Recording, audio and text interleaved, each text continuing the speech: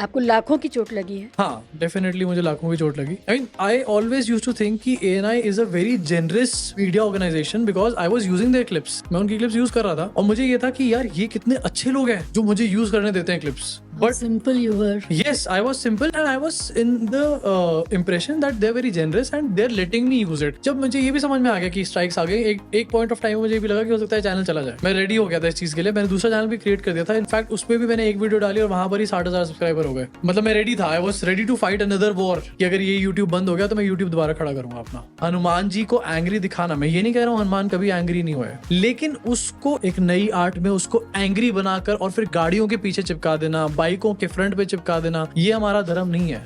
राम जी को मर्यादा पुरुषोत्तम कहा जाता है, आइडियल पुरुष उनको कहा जाता है, लेकिन क्या उनके फॉलोअर्स आइडियल पुरुष हैं? बोल सकते हैं क्या हम उनको आइडियल पुरुष? एक आयोटा भी नहीं, 1% भी नहीं. क्या मोदी जी राम जैसे हैं? ये बात जो लोग मोदी जी को आंखों को बंद करके फॉलो करते हैं ना, उनको अपने आप से पूछनी चाहिए. इंसान को भगवान से मिलाना बंद करना चाहिए.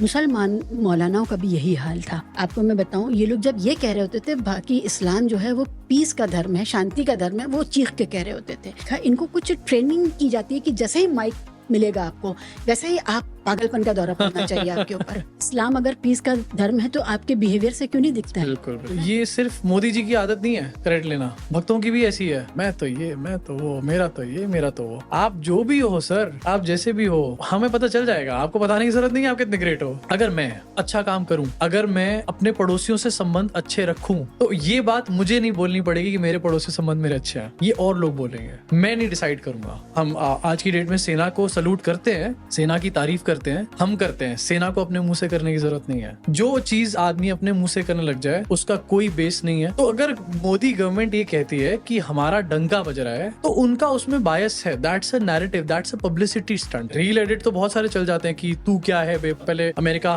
कहता था कि तुम कौन हो, अब हम कहते हैं तू क्या है बे. कोई लड़का खड़ा होके गलगोटिया का ये रील या वीडियो तो बना सकता है और वो कई सालों तक चलता रहेगा, लेकिन क्या उस लड़के को अमेरिका का वीजा मिलेगा? क्या उस लड़के को अमेरिका में जॉब मिलेगी? क्या उस लड़के को अगर पढ़ने भी चला जाएगा करोड़ों रुपए खर्च करके, उसके माँ बाप यहाँ से भेज देंगे, क्या उसको उसके बाद भी वहां पर रहने की अनुमति दी जाएगी ट्रम्प के द्वारा? ये एक बड़ा क्वेश्चन है. रील एडिट से देश नहीं चल रहा कोई भी. अब त्योहारों का मतलब ये बन चुका है कि त्योहार for BJP and RSS is negativity and nothing else. Diwali उठा के देखो, किसी एक जने बंदे का ट्वीट निकाल करके ले आएंगे कहीं से, उस पे शुरू हो जाएंगे कि हमें तो मना कर दिया पटाखे जलाने के लिए. अरे कोई इन्हें मना नहीं कर रहा. आपको जलाना है पटाखे, आप जलाओ पीसफुल तरीके से, एक साइड में होके आप पटाखे जलाओ. जब कोई मुस्लिम का त्योहार होता है तभी भी बीजेपी निकल कर आ जाती है. अब देखो ये बकरे काट रहे हैं, ये मंगलवार को खड़े होके ना यही खाते हैं करीम होटल पे. इनमें से सबसे ज्यादा ये प्लेट को चाट कर जाते हैं. मेरे ऐसे दोस्त हैं जो बड़े बिल्कुल कट्टर हिंदू हैं, वो हैं वैसे जय श्री राम वाले, हर घर मोदी मोदी, हर घर योगी योगी, लेकिन खाएंगे मंगलवार को खड़े होके वहां पे जरूर. मेरी क्लास में एक लड़का था उमार, वो कबाब लेकर आता था, और उमार कबाब जिस दिन लाता था वो स्पेशल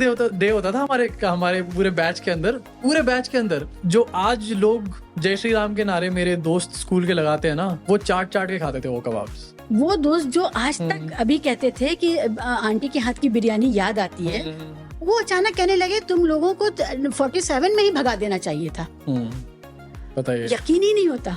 मैं मानता हूँ कि पहलगाम में जो हुआ वो बहुत गलत था. तो देखिए, लिंचिंग जो होती है क्या धर्म पूछ के नहीं हुई? लिंचिंग भी तो धर्म पूछ के हुई हमेशा. और एक दिन के अंदर ही कश्मीर के लोगों ने जो किया, मतलब उसी रात लोग सड़कों पे निकल आए. किसी को कुछ नहीं देखा. आम आदमी, औरतें, मर्द, जिनका टूरिज्म था, लोग बहुत ना मजाक के बोलते हैं कि अरे ये इसलिए आ गए क्योंकि ये तो भूखे मर जाते हैं नहीं तो. भाई इसी बात से, अपने ही इसी लॉजिक से समझ लो कि वो ये क्यों करेंगे, क्योंकि उनको भूखे तो नहीं मरना है. बिल्कुल. अगर ये घर घर सिंदूर और इस सब से टाइम मिल जाए तो उन पहले तो भैया 6 लोगों को पकड़ के ले आओ. पहले तो उन 6 को पकड़ के लेकर आओ, उसके बाद उन लोगों को पकड़ो जो लोकली उनका सपोर्ट बने, क्योंकि कोई तो बना होगा, कहीं तो हुआ होगा, कोई लोकल सपोर्ट क्रिएट होगा. मैं कह रहा हूँ एक ही बंदा हुआ, लेकिन आप उन पे काम करो. घर घर सिंदूर से बेटर ये इंश्योर करो कि आगे कोई सिंदूर कैसे ना उजड़े. अग्निवीर स्कीम, उससे आर्म्ड फोर्सेस को लॉस हुआ, आर्मी पर्सोनल कम हो गया. सब ये बातें सब सामने आ गई हैं. आप आंखों पे पट्टी बांध के बैठ जाओ. आपकी इन हरकतों की वजह से पुलवामा के टाइम पे RDX आया, उसके बाद 6 लोग कैसे आ गए? अगर आप बात कर रहे होते हो पुलवामा के RDX के बारे में, 6 लोग आते ही नहीं अंदर. कहीं पर भी अगर आप देख लो, अगर कहीं थोड़ी गंदगी क्रिएट होनी शुरू हो जाए या फिर गंदगी हो जाए तो सफाई तो होती है. ये कुदरत का नियम है. चाहे वो नेचर हो, चाहे वो नेचर के अंदर गंदगी क्रिएट हो गई हो, चाहे वो एक समाज में गंदगी क्रिएट हो गई हो, चाहे वो पॉलिटिक्स में गंदगी क्रिएट हो गई हो, सफाई जो होना होता है ना, वो कितने भी दिनों में हो सकती है, लेकिन सफाई भी नेचर का रूल है। लेकिन एक दिन तो आएगा जिस दिन ये कचरा जो है कचरे के डब्बे में जाएगा।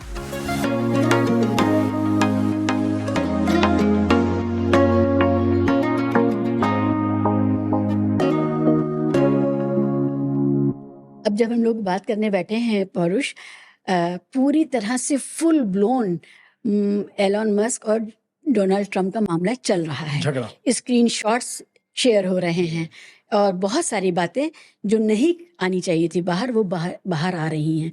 और एलॉन मस्क ने साफ कहा है कि थैंकलेस हैं और एहसान फरामोश हैं, है ना।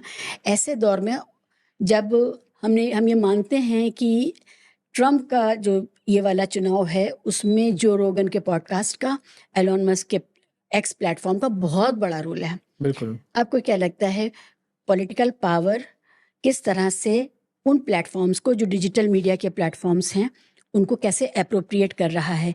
उसको उसमें कितनी संभावनाएं नज़र आ रही हैं?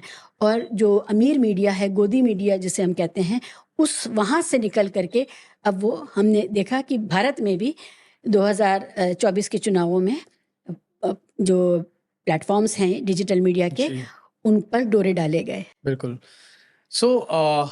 सबसे मेजर चीज़ तो ये है कि जो मेन स्ट्रीम मीडिया उसकी क्रेडिबिलिटी ख़त्म हो चुकी है। एंड ये बात सिर्फ नॉर्मल पब्लिक नहीं समझ रही, ये बात पॉलिटिशियंस को समझ आ चुकी है और आ ही चुकी थी पहले ही। एंड दैट्स द रीज़न कि हमने देखा जब 2024 के इलेक्शंस हुए उस टाइम पर जो हमारे प्रधानमंत्री हैं मोदी जी, उन्होंने बहुत सारे वीडियोस अपने सोशल मीडिया पर भी डाले। उन्होंने अभी भी हमने बाद में इनफैक्ट देखा कि उन्होंने एक पॉडकास्ट किया निखिल कामत के साथ, उसके बाद उन्होंने एक और पॉडकास्ट किया बाहर के एक पॉडकास्टर के साथ। सो इस चीज़ की इम्पोर्टेंस तो अब अब तो दिख रही है हमारे को। बट जो नेता लोग हैं इनको, जो कि थोड़ी सी इन चीज़ को समझते हैं, दूरंदेशी रखते हैं, वो इस चीज़ को 3, 4, 5 साल पहले ही समझ चुके थे। आप इसका सबसे बड़ा एग्जाम्पल इसको देख सकते हो कि बीजेपी ने IT सेल बनाया एंड उससे पहले तक इंटरनेट क्या नहीं था, इंटरनेट था, फेसबुक भी था, लेकिन बीजेपी IT सेल सबसे पहले फेमस हुआ। इससे पहले कांग्रेस IT सेल आपने नहीं सुना कभी भी, और कोई पार्टी का IT सेल आपने नहीं सुना आज तक भी। आप कांग्रेस का IT सेल शायद आप सुन लोगे, लेकिन बाकी पार्टीज का IT सेल आपका नाम नहीं सुनोगे। BJP IT cell has become famous. BJP ने उस चीज़ को वहाँ पर से, जब हम सिर्फ ऑर्कुट पे बैठे हुए थे, फेसबुक पे बैठे थे, उस ज़माने से बीजेपी का कोई नेता रहा होगा, मैं नहीं कह रहा कि मोदी रहे होंगे, कोई एक उनमें से नेता रहा होगा जिसने समझ लिया होगा कि ये एक स्पेस ऐसी बनने वाली है जिसको, जो पॉलिटिकली लोगों को इन्फ्लुएंस करेगी बहुत बड़े लेवल पे, जो लोगों को मतलब एक तरीके से नैरेटिव सेट करने में पॉलिटिकल पार्टीज के बहुत काम आएगी। तो वहाँ से वो लोग काम शुरू कर चुके थे। उस टाइम से ही वो लोग ये भी समझ चुके थे कि मेन स्ट्रीम मीडिया का ये डाउनफॉल है। और मैं आपको एक और एग्जांपल बताता हूँ इसका, कि मेन स्ट्रीम मीडिया का डाउनफॉल आज से शुरू नहीं हुआ। अर्ली 2000s में आई वॉज वेरी, बहुत बच्चा था मैं उस टाइम पे, बट क्योंकि मेरी मदर, अब वो देखेंगी जब पॉडकास्ट, बड़ी खुश होंगी, उनको न्यूज़ देखने का बड़ा शौक था। तो वो बहुत देखती थी न्यूज़, और न्यूज़ चैनल चलते रहते थे। तो प्रिंस गड्ढे में गिर गया की जो कवरेज थी, that was very latest stages. सबसे पहले आपको याद होगा जब ये इंडिया टीवी और ये सब बने थे, तो रात से सनसनी प्रोग्राम आने शुरू हो गए थे। सांप ने दूध पी लिया कहीं पर, गणेश जी ने दूध पी लिया। तो मीडिया का वो, ये जो चीज़ अब हम बात कर रहे हैं, मीडिया वहीं से ही ऐसी थी। एंड वो चीज़ें सब लोग जो क्रिटिकल थिंकर्स थे, जो जिनके दिमाग तेज चल रहा था, जो पॉलिटिक्स में तेज दिमाग वाले थे, वो ये सब चीज़ें शुरू से देख रहे थे। मीडिया को उन्होंने थोड़े सालों इस्तेमाल किया, अभी भी कुछ लोग करते हैं, अभी भी कुछ फेसेस को इस्तेमाल करते हैं, पूरी मीडिया को इस्तेमाल नहीं किया जाता, मीडिया के कुछ फेसेस को इस्तेमाल किया जाता है। उसके बाद उन्होंने अपना शिफ्ट लेना शुरू कर दिया टू, आप ये समझ लो कि डिजिटल मीडिया, जैसे IT सेल बना। वो IT सेल बना ही इसलिए क्योंकि उनको पता था कि ये तो अब क्रेडिबल बचे नहीं है, यहाँ से हमारे को कुछ निकलने नहीं वाला, और अगर यहाँ से कुछ निकल भी गया, ये हमारे गुणगान करते भी रहे, तो जनरल पब्लिक के दिमाग में ये जाएगा कि ये बायस्ड है। ये मैसेज बन चुका था उस टाइम तक, बायस्ड हैं, बिके हुए हैं। सुधीर चौधरी का केस बहुत नोन हो गया था जब ये IT सेल्स बने हैं। स्पेशली बीजेपी आईटी सेल बना, उससे पहले सुधीर चौधरी का केस बहुत ज़्यादा नोन, बहुत ज़्यादा मतलब ऐसा केस था जो प्रोमिनेंट था, आज तक भी वो क्लिपें चलती रहती हैं कि 2 उसमें पत्रकार पकड़े गए, आज तक भी वो क्लिप्स चलती हैं। तो ये सब चीज़ें हो सुधीर चुकी चौधरी थी। का उससे पहले एक और कांड था जिसमें उन्होंने एक उमा खुराना टीचर की लिंचिंग ऑलमोस्ट हो गई थी। अच्छा, उनके ऊपर आरोप लगाया था, वो शायद उस केस में कोई केस भी चला उनके उसमें ऊपर। केस, हाँ, केस भी चला।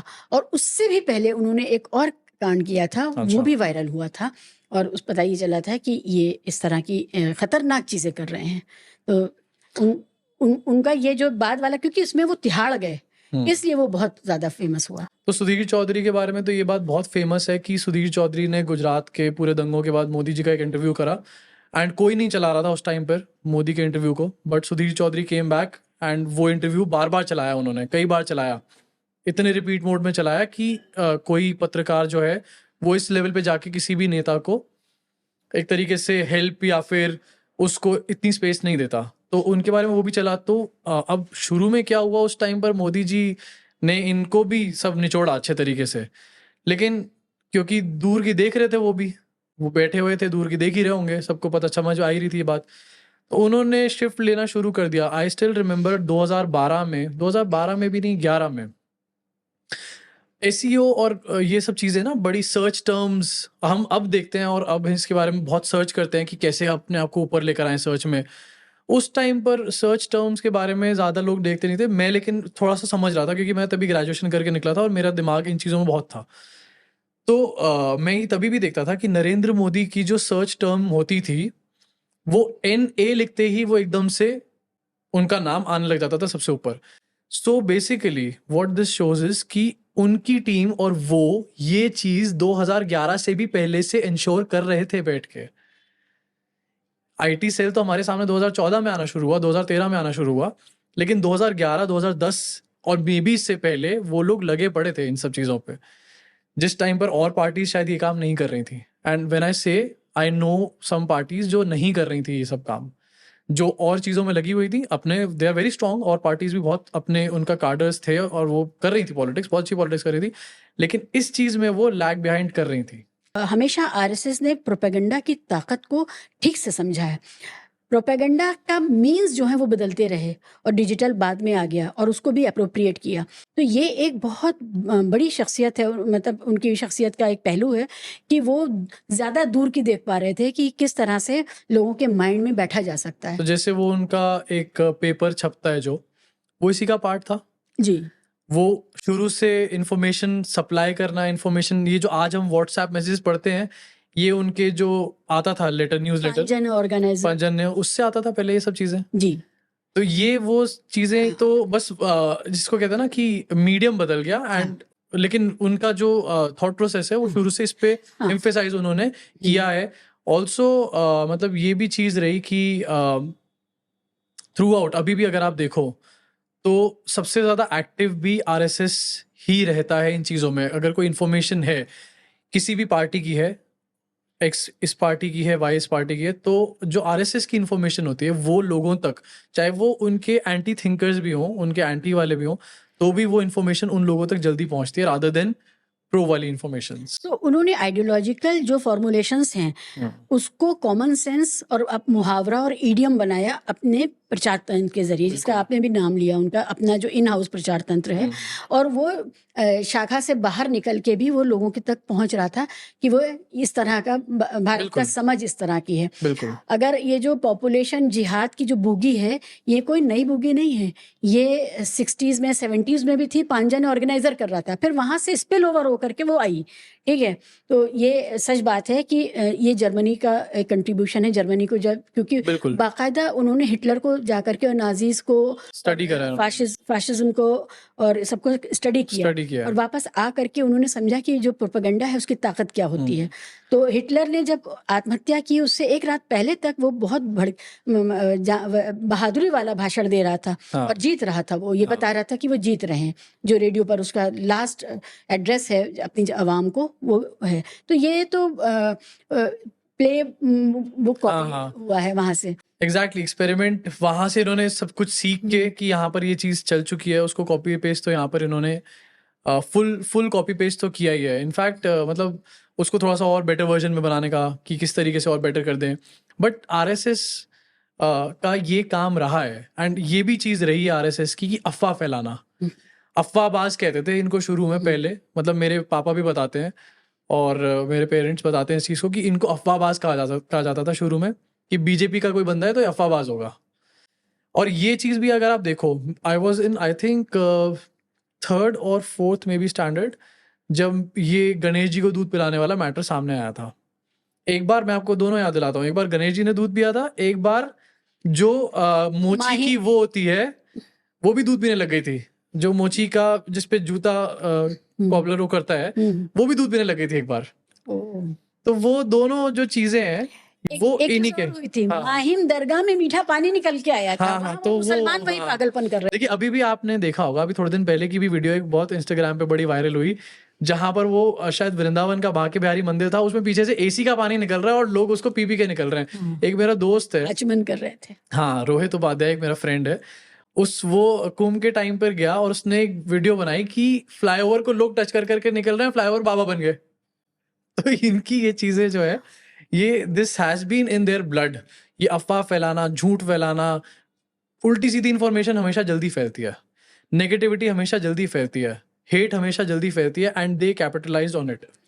मासेस में श्रद्धा भाव बना रहे और श्रद्धा भाव में उनसे कुछ भी करवाया जा सकता है। ये जो पावर है, एक ट्रैश बिन जो कैंगरू की शेप में है, उसमें महिलाएं उसकी पूजा कर रही हैं। वो ट्रैश बिन है। बिल्कुल उसका वो जैसे जू वगैरह में हम जाते हैं बिल्कुल तो ट्रैश बिन में जानवरों का थीम होता है ना, बिल्कुल बिल्कुल। वो उसकी कहीं पूजा खरगोश करें, बना हुआ है, कहीं कहीं कुछ खरगोश। बना हुआ है, कहीं हाथी बना हुआ है। हाँ, फिर एक टॉयलेट की पूजा होती रही बहुत देर तक। अच्छा, हाँ, और उसको भगवा रंग से रंग दिया था तो क्योंकि अब गोबर की पूजा करते हैं, पहले टॉयलेट की कर रहे थे। तो ये भगवा रंग से टॉयलेट को पोत दिया गया, सिर्फ इस बात पर टॉयलेट की पूजा हो रही थी। हाँ। वो बड़ा फेमस है, वो उसके ऊपर मीम्स भी बने हैं। और वो तो सो ये अफवाह उनका बिजनेस है। हाँ, लेकिन श्रद्धा जो होती है ना, वो ऐसे ही काम करवाती है। वो हर धर्म में उसका हाल यही है। हाँ ये तो है, ये ना? पॉइंट हर धर्म में अगर आप श्रद्धालु हैं तो आप कर सकते हैं। आप एक्चुअली जो रिलीजन होता है वो एक बहुत ही, इंसान उसको बड़ी भावुकता से देखता है, बहुत ही सेंटिमेंट्स जुड़े होते हैं रिलीजन के साथ। और जब भी किसी के साथ सेंटिमेंट्स जुड़े हों, जैसे हमारे घर का कोई फैमिली मेम्बर है, बच्चा है, माता पिता है, वाइफ, जो भी है हमारे, जब अगर सेंटिमेंट्स जुड़े हो ना, तो आप उसके बारे में अगर कोई समझा दे आपको कि आप ये कर लो, आपका बच्चा पास हो जाएगा इस बार। अगर आपका बच्चा पास नहीं हो रहा 2 साल से और आपको ये समझा जाए, 99% लोग उस ट्रैप में फंसेंगे ही फंसेंगे। 99% लोग उस ट्रैप में फंसेंगे। इसका एक बहुत बड़ा रीजन डर भी है। डर से ये चीजें निकल कर आती हैं कहीं ना कहीं, कि डर जब बंदे के अंदर होता है तो वो इस अंधविश्वास में जाता भी है। तो ज्यादातर लोग ये करते हैं, एंड रिलीजन करवाता भी है। रिलीजन में लोग बहुत सेंटिमेंटल होते हैं, बड़े अटैच होते हैं कि नहीं यार, हमारे भगवान तक ये बात हमारे को पहुंचानी है, हमारे भगवान तक, या हमारे को अपने भगवान को खुश करना है। कई लोग ऐसे होते हैं जो भगवान को खुश करने में लगे होते हैं। रिलीजन में देयर आर पीपल, एक होते हैं जिनको शांति चाहिए, जिनका कोई पर्पस नहीं है, they just need piece of mind, they just need happiness in their life और उनके आसपास के लोगों में, और वर्ल्ड में भी हैप्पीनेस। कई लोग ये भी मैनिफेस्ट करते हैं रिलीजन में। एक होते हैं वो लोग जो भगवान को खुश करने में लगे रहते हैं कि किसी भी तरीके से चंदन घिसो, ये लकड़ी लाओ, वो धूप चढ़ाओ। कुछ सारे धर्मों में होते होंगे, मुझे और धर्मों का उतना आइडिया नहीं है, लेकिन ये मतलब मैं तो हिंदू धर्म की बात कर रहा हूँ क्योंकि मैं हिंदू धर्म से बिलोंग करता था। और धर्मों में भी कुछ ना कुछ चीज होती होगी। कुछ फिर ऐसे होते हैं जो सिर्फ भगवान के पास तब पहुंचते हैं जब कुछ मांगना होता है, ओकेजनल विजिटर्स। तो आप ऐसे समझ लो कि ये it's like a gym, and gym में कुछ लोग ऐसे हैं जिनका पर्पस ये है कि उनको अपने पूरी लाइफ बॉडी को ठीक रखना है क्योंकि उनको हेल्दी रहना है। एक ऐसे हैं जिनका शादी आने वाला, जिनका ये है कि भाई कुछ आ रहा है, या हम जिम जाते हैं अपनी बॉडी को आज अच्छा दिखना है, हमारे को अब हमारी शादी होने वाली है या लड़की ढूंढ रहे हैं शादी के लिए, अब बढ़िया दिखेंगे हम तो मजा आएगा। एक वो है जो वीकेंड पे किसी को वीडियो देख कर जिम चले जाते हैं। तो धर्म में भी उस तरीके से होता है। ये 3 टाइप के लोग होते हैं। और वो लोग होते हैं ना जिनका ओकेजनल वाले, और जो कुछ भगवान को खुश करने वाले, वो लोग इस अंधविश्वास में ज्यादातर आते हैं। जो पीस ऑफ माइंड के लिए हैं वो नहीं आएंगे। जो सच में धर्म से जुड़े हुए हैं, अंदर से जो जुड़े हुए हैं धर्म से, जो मानते हैं कि हाँ यार ये पीस ला रहा है मेरे अंदर, वो अंधविश्वास में नहीं आते। अंधविश्वास में ज़्यादातर वो लोग आते हैं जिनको खुश करना होता है कि यार मैं भगवान को खुश कर दूं, बस ये हो जाए मेरा, फिर वो हो जाए मेरा। तो ये दूध चढ़ाना, ये करना, वो करना हैज़ बीन अ पार्ट इसी रीज़न से कि लोगों को अपने काम करवाने थे। अगर कुछ अलग शेप का आलू पैदा हो जाए, शकरकंद पैदा हो जाए, गाजर पैदा हो जाए, तो उसकी भी पूजा करते हैं हमारे। हाँ, तो अभी भी जैसे होता है ना कि आप इंस्टाग्राम पे देखोगे तो किसी ने फ़ोटो डाल रखी होगी या फिर छोटी-सी रील होगी कि वो पर्वत में शिव जी का वो दिखा है, दिख गया एकदम से। अब हो सकता है उस पर्वत की शेप ही वैसी रही हो, वो साइंटिफिक हो सकता है। एक माउंटेन जो होता है उसकी शेप विंड डिसाइड करती है कई बार। कई बार उसकी शेप जो है वो नदियाँ डिसाइड करती हैं, पानी जहाँ से निकल रहा है, ग्लेशियर्स डिसाइड करते हैं, वेदर तक भी डिसाइड कर लेता है। लेकिन वो उस किसी नेचर के डिसीजन को वो ये कह देंगे कि नहीं, इसमें तो भगवान दिख रहे हैं हमारे को, और वो चलाएँगे, वो शेयर करेंगे, वो खूब जाएगी और लोगों के बीच में अंधविश्वास और बढ़ेगा। बकरीद का टाइम चल रहा है, बहुत हुँ। से बकरों के ऊपर कुछ आकृति उभार करके उसको भी प्रीमियम में बेचने का चलता है। अच्छा, ऐसा भी होता है? हाँ, हाँ, बकरों पर तो बहुत होता है कि देखो इसमें ऑटोमेटिकली या जन्म से ही इस पे ये लिखा हुआ है, हुँ। कोई धार्मिक चीज़ लिखी हुई है, धार्मिक नाम लिखा हुआ है और फिर वो प्रीमियम पे बिकता है। अरे भाई, अगर उस पे ऐसा कुछ लिखा हुआ है तो उसको काटो ही मत, बिल्कुल, काटो ही मत है उसको। ना? नहीं, वो कटेगा लेकिन हाँ, वो लेकिन ज़्यादा हाँ, महँगा ज़्यादा बिकेगा, महँगा कटेगा। ठीक हाँ। है? तो तो ये वही जैसे आप बता रहे हो वही चीज़ है, वो पहाड़ पे दिख रहे हैं शिव जी या कहीं दिख गए शिव जी, कचरा भी फेंक देंगे वहाँ जाके। उस पहाड़ पे अगर चढ़ गए, इंसान पहुँच गया, वैसे चढ़ नहीं पाते ज़्यादातर लोग क्योंकि हमारे जो देश में फिज़िकली लोगों को अलाउ नहीं करती बॉडी उनकी ऐसी जगहों पे जाना। लेकिन अगर चढ़ जाएँ तो कचरा वहाँ पर आपको प्लास्टिक की बोतलें, वहाँ पर आपको चिप्स के पैकेट, वहाँ पर आपको कोक की बॉटल्स मिल जाएँगी डेफ़िनेटली। वो लेकिन नाम भगवान है, वहाँ पर जी वहाँ दिख रहे हैं, भगवान जी दिख रहे हैं। अब वो जो आप जैसे मैं बता रहा हूँ कि वो जो मोची का वो होता है, अब उसपे क्या कोई बड़े वो आके हो रहे थे ठीक, हीरो मोती की चीज़ें, जूता ही तो ठीक हो रहा था। आप जूता पहन के चले जाओ मंदिर किसी। रणबीर कपूर ने वो एक गाने में जूता पहन के दिख गया, वो गाना ब्रह्मास्त्र मूवी का था, जब उसका टीज़र लॉन्च हुआ, तो उसमें वो जा रहा है, किसी पंडाल में जा रहा है and he was wearing a shoe. वो शू भी लेदर का नहीं होता, वो शू है मेरे पास और उसमें भी ज़्यादा लेदर शायद होता है नहीं होता, लेकिन बहुत मिनिमल लेदर होता है, जो या फिर जो मेरे पास होगा शायद उसमें नहीं होगा। लेकिन उसको लेकर के इतना बखेड़ा कर दिया कि ये तो एंटी हिंदू है, कि ये पंडाल में जूता पहन के जा रहा है, तो ये तो एंटी हिंदू है। फिर उसको राम मंदिर में आना पड़ा। फिर उसको राम मंदिर में आना पड़ा, उसको अब रामायण पिक्चर कर रहा है वो, राम मंदिर में तो एक अलग बात है, अब तो रामायण पिक्चर कर रहा है। रामायण पिक्चर उसकी नेक्स्ट जो आने वाली है वो रामायण ही है। तो मतलब इस तरीके से ये सब चीज़ें काम कर रही हैं। भारत में एक बात ये हुई कि एंग्री भगवान बनाने लगे, है ना? एंग्री हनुमान। एंग्री हनुमान भी। और अब हम जब छोटे थे तो जो राम जी का जो दरबार हमेशा होता था, उसमें सीता जी थी, लक्ष्मण जी थे, उसमें हनुमान जी थे और एक दरबार हमेशा राम जी का जो वो होता था, मूर्ति होती थी, उसमें राम, लक्ष्मण, सीता, हनुमान ये जी, तो होते ही होते थे, बिल्कुल, दरबार बिल्कुल, हाँ। हम लोग कहा करते थे। लेकिन अब धनुषधारी राम, और वो भी निशाना साधते हुए गुस्से में, वो आ गए हैं राम जी। अच्छा, ऐसा हुआ है? मेरे हाँ, को ऐसा हो इसके गया। बारे में मुझे आइडिया हाँ, नहीं है। इसी ऐसा ही हुआ है। अभी जो भारत माता की जो तस्वीर है, उसमें भी आप देखेंगे वो भी भारत माता भी एंग्री हैं और वो भी हाँ, वो तो मैंने देखा हाँ, हुआ और है। अस्त्र-शस्त्र उन्होंने उठा रखे हैं। हुँ। ज़ाहिर है अस्त्र-शस्त्र वो चिड़िया को मारने के लिए नहीं होते हैं, हाँ, है ना? बिल्कुल। तो ये जो भगवानों का जो कल्याणकारी, परोपकारी और ये वाला स्वरूप था कि जिनके छत्र छाया में आप सुरक्षित महसूस करते थे, वहाँ से निकल के डर वाला रूप आया है और ये पॉपुलर आर्ट का हिस्सा हो गया है। तो इसमें तो शिवाजी मैं वैसे मतलब मैं अलग-अलग मंदिरों में ना जाता रहा हूँ। जैसे मैं काशी विश्वनाथ भी गया हूँ एंड बद्रीनाथ भी गया हूँ, बहुत बचपन में गया हूँ।